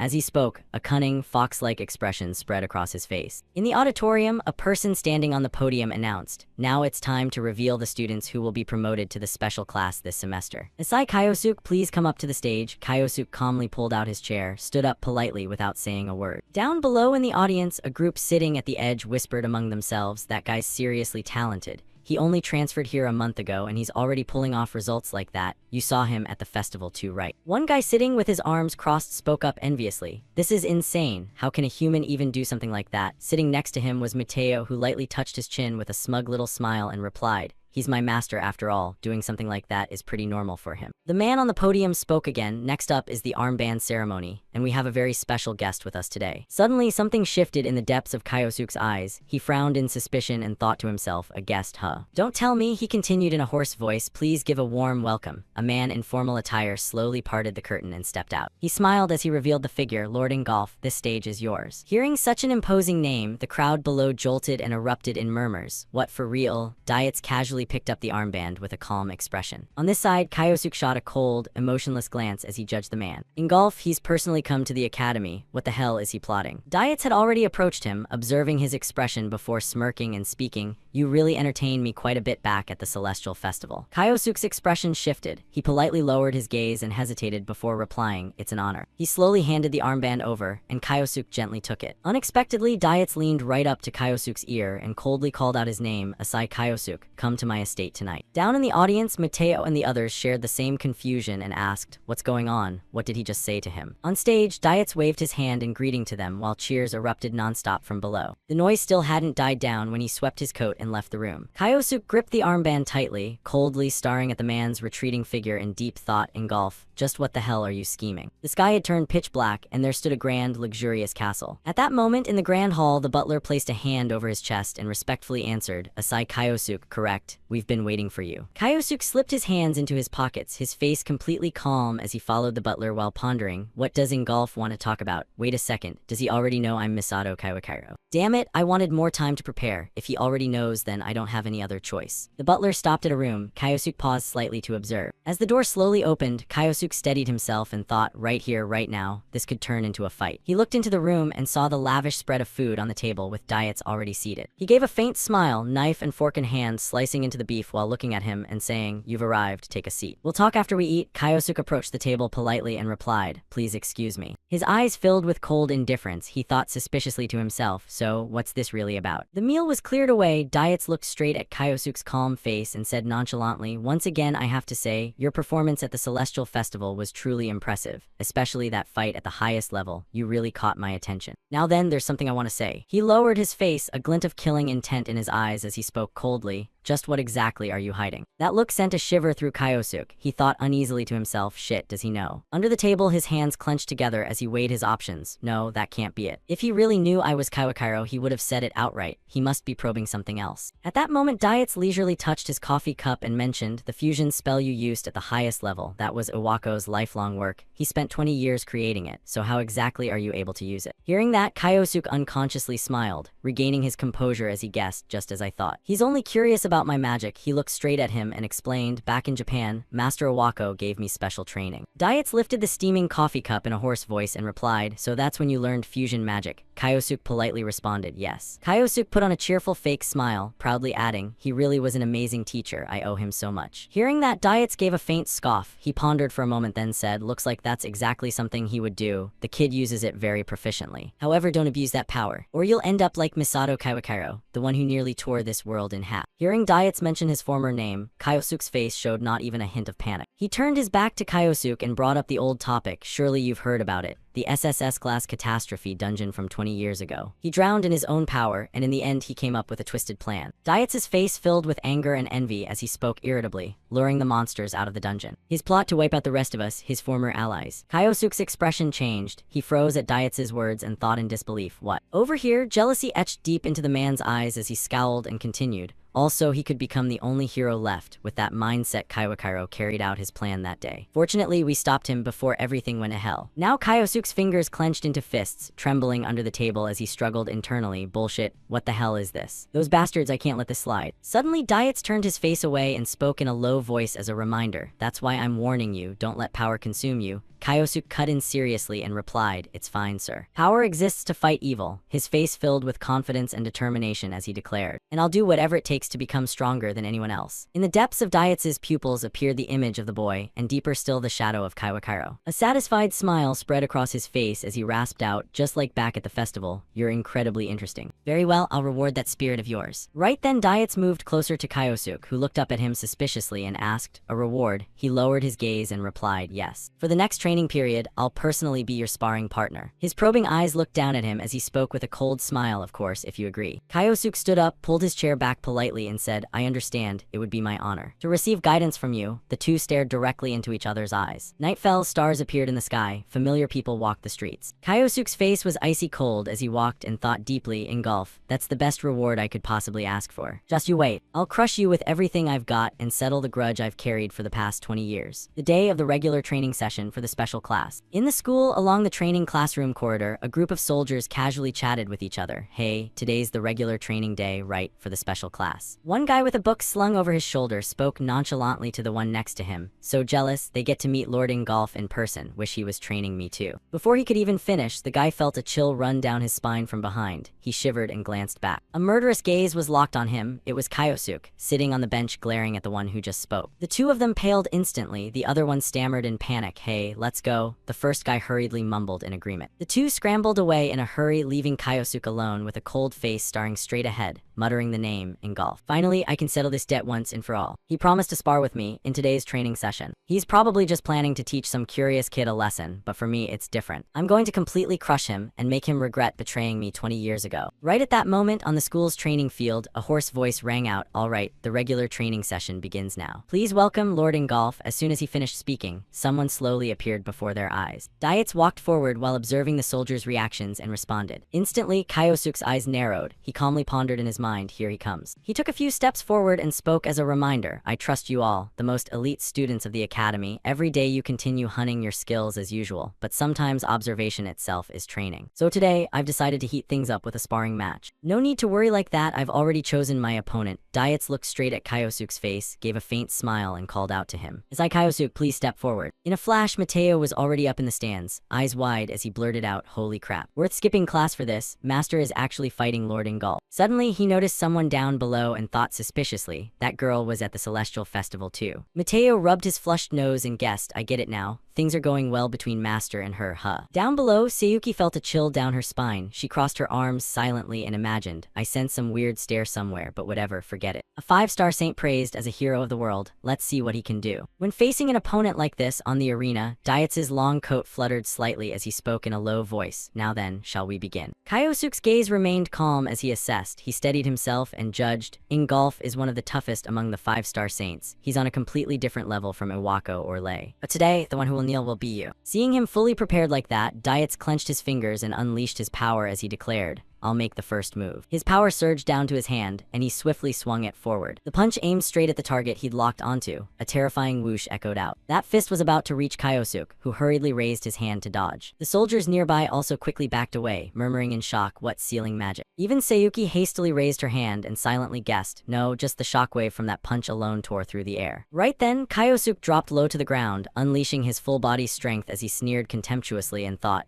he's using body reinforcement technique, huh? I'll counter with earth magic. The rocks on the field naturally rose up and slammed straight into Dietz' magic. His expression remained calm, power still surging from his hand. He looked at Kyosuke and praised, you blocked it. Kyosuke stood up lightly, brushed the sand off his clothes, gave a faint smile and asked, that was body reinforcement technique, right? No wonder that hit felt so heavy. Kyosuke glanced down at the shattered stone and pondered deeply. I barely managed to block it with reinforced rock. The power behind that strike is insane. Suddenly, Dietz let out a low chuckle, smirking as he replied, you're mistaken. I haven't even used body reinforcement technique yet, he said while flicking his coat aside. Kyosuke secretly furrowed his brow, his eyes staring straight at him. In Dietz' hand, a golden, glowing orb of power formed as he spoke coldly. Now this is when I use it. With those words, he hurled the orb straight at his opponent. Kyosuke's expression changed. He startled and cried out, then quickly dodged the incoming fireball heading his way. Dietz kept firing fireball after fireball relentlessly at him. The barrage of magical attacks left him struggling as he hurriedly evaded. Up in the stands, Mateo frowned worriedly for him and guessed, no way, Master's getting pushed back. What kind of attack is that? Over here, Dietz' face grew exhilarated as he prepared his stance and rasped, trying to escape with wind magic. Huh, you've got sharp instincts, but this fight isn't over yet. With that, he unleashed his strongest magical force and threw it straight at Kyosuke. Just before the orb reached him, he desperately dodged out of the way. He clenched his fingers tightly, gritted his teeth, and glared at him while thinking, with this much effort to break through. Now's not the time to hold back, he quickly stood up. Dietz' face darkened, he thought suspiciously. He stopped moving. Is he planning to counterattack? Sayuki's expression turned grave as she silently assessed. That's the thing he used at the Celestial Festival. Fusion magic. Kyosuke's eyes lit up, filled with murderous intent. He used magic to make the scattered rocks fly up and hurl them straight at the target. Dietz quickly blocked the attack, his face twisted ferociously, eyes bulging white as he gritted his teeth in resistance. Suddenly, a deafening explosion rang out right before Kyosuke's eyes. Amid the thick black smoke about to disperse, Dietz knelt on one knee stunned in place. Kyosuke furrowed his brow and scowled as he thought, the shockwave reduced the impact, that Ingolf guy. He's gotten even stronger after 20 years. Dietz lowered his face and let out a mocking laugh. Murderous intent filled the depths of his eyes as he growled, good, very good.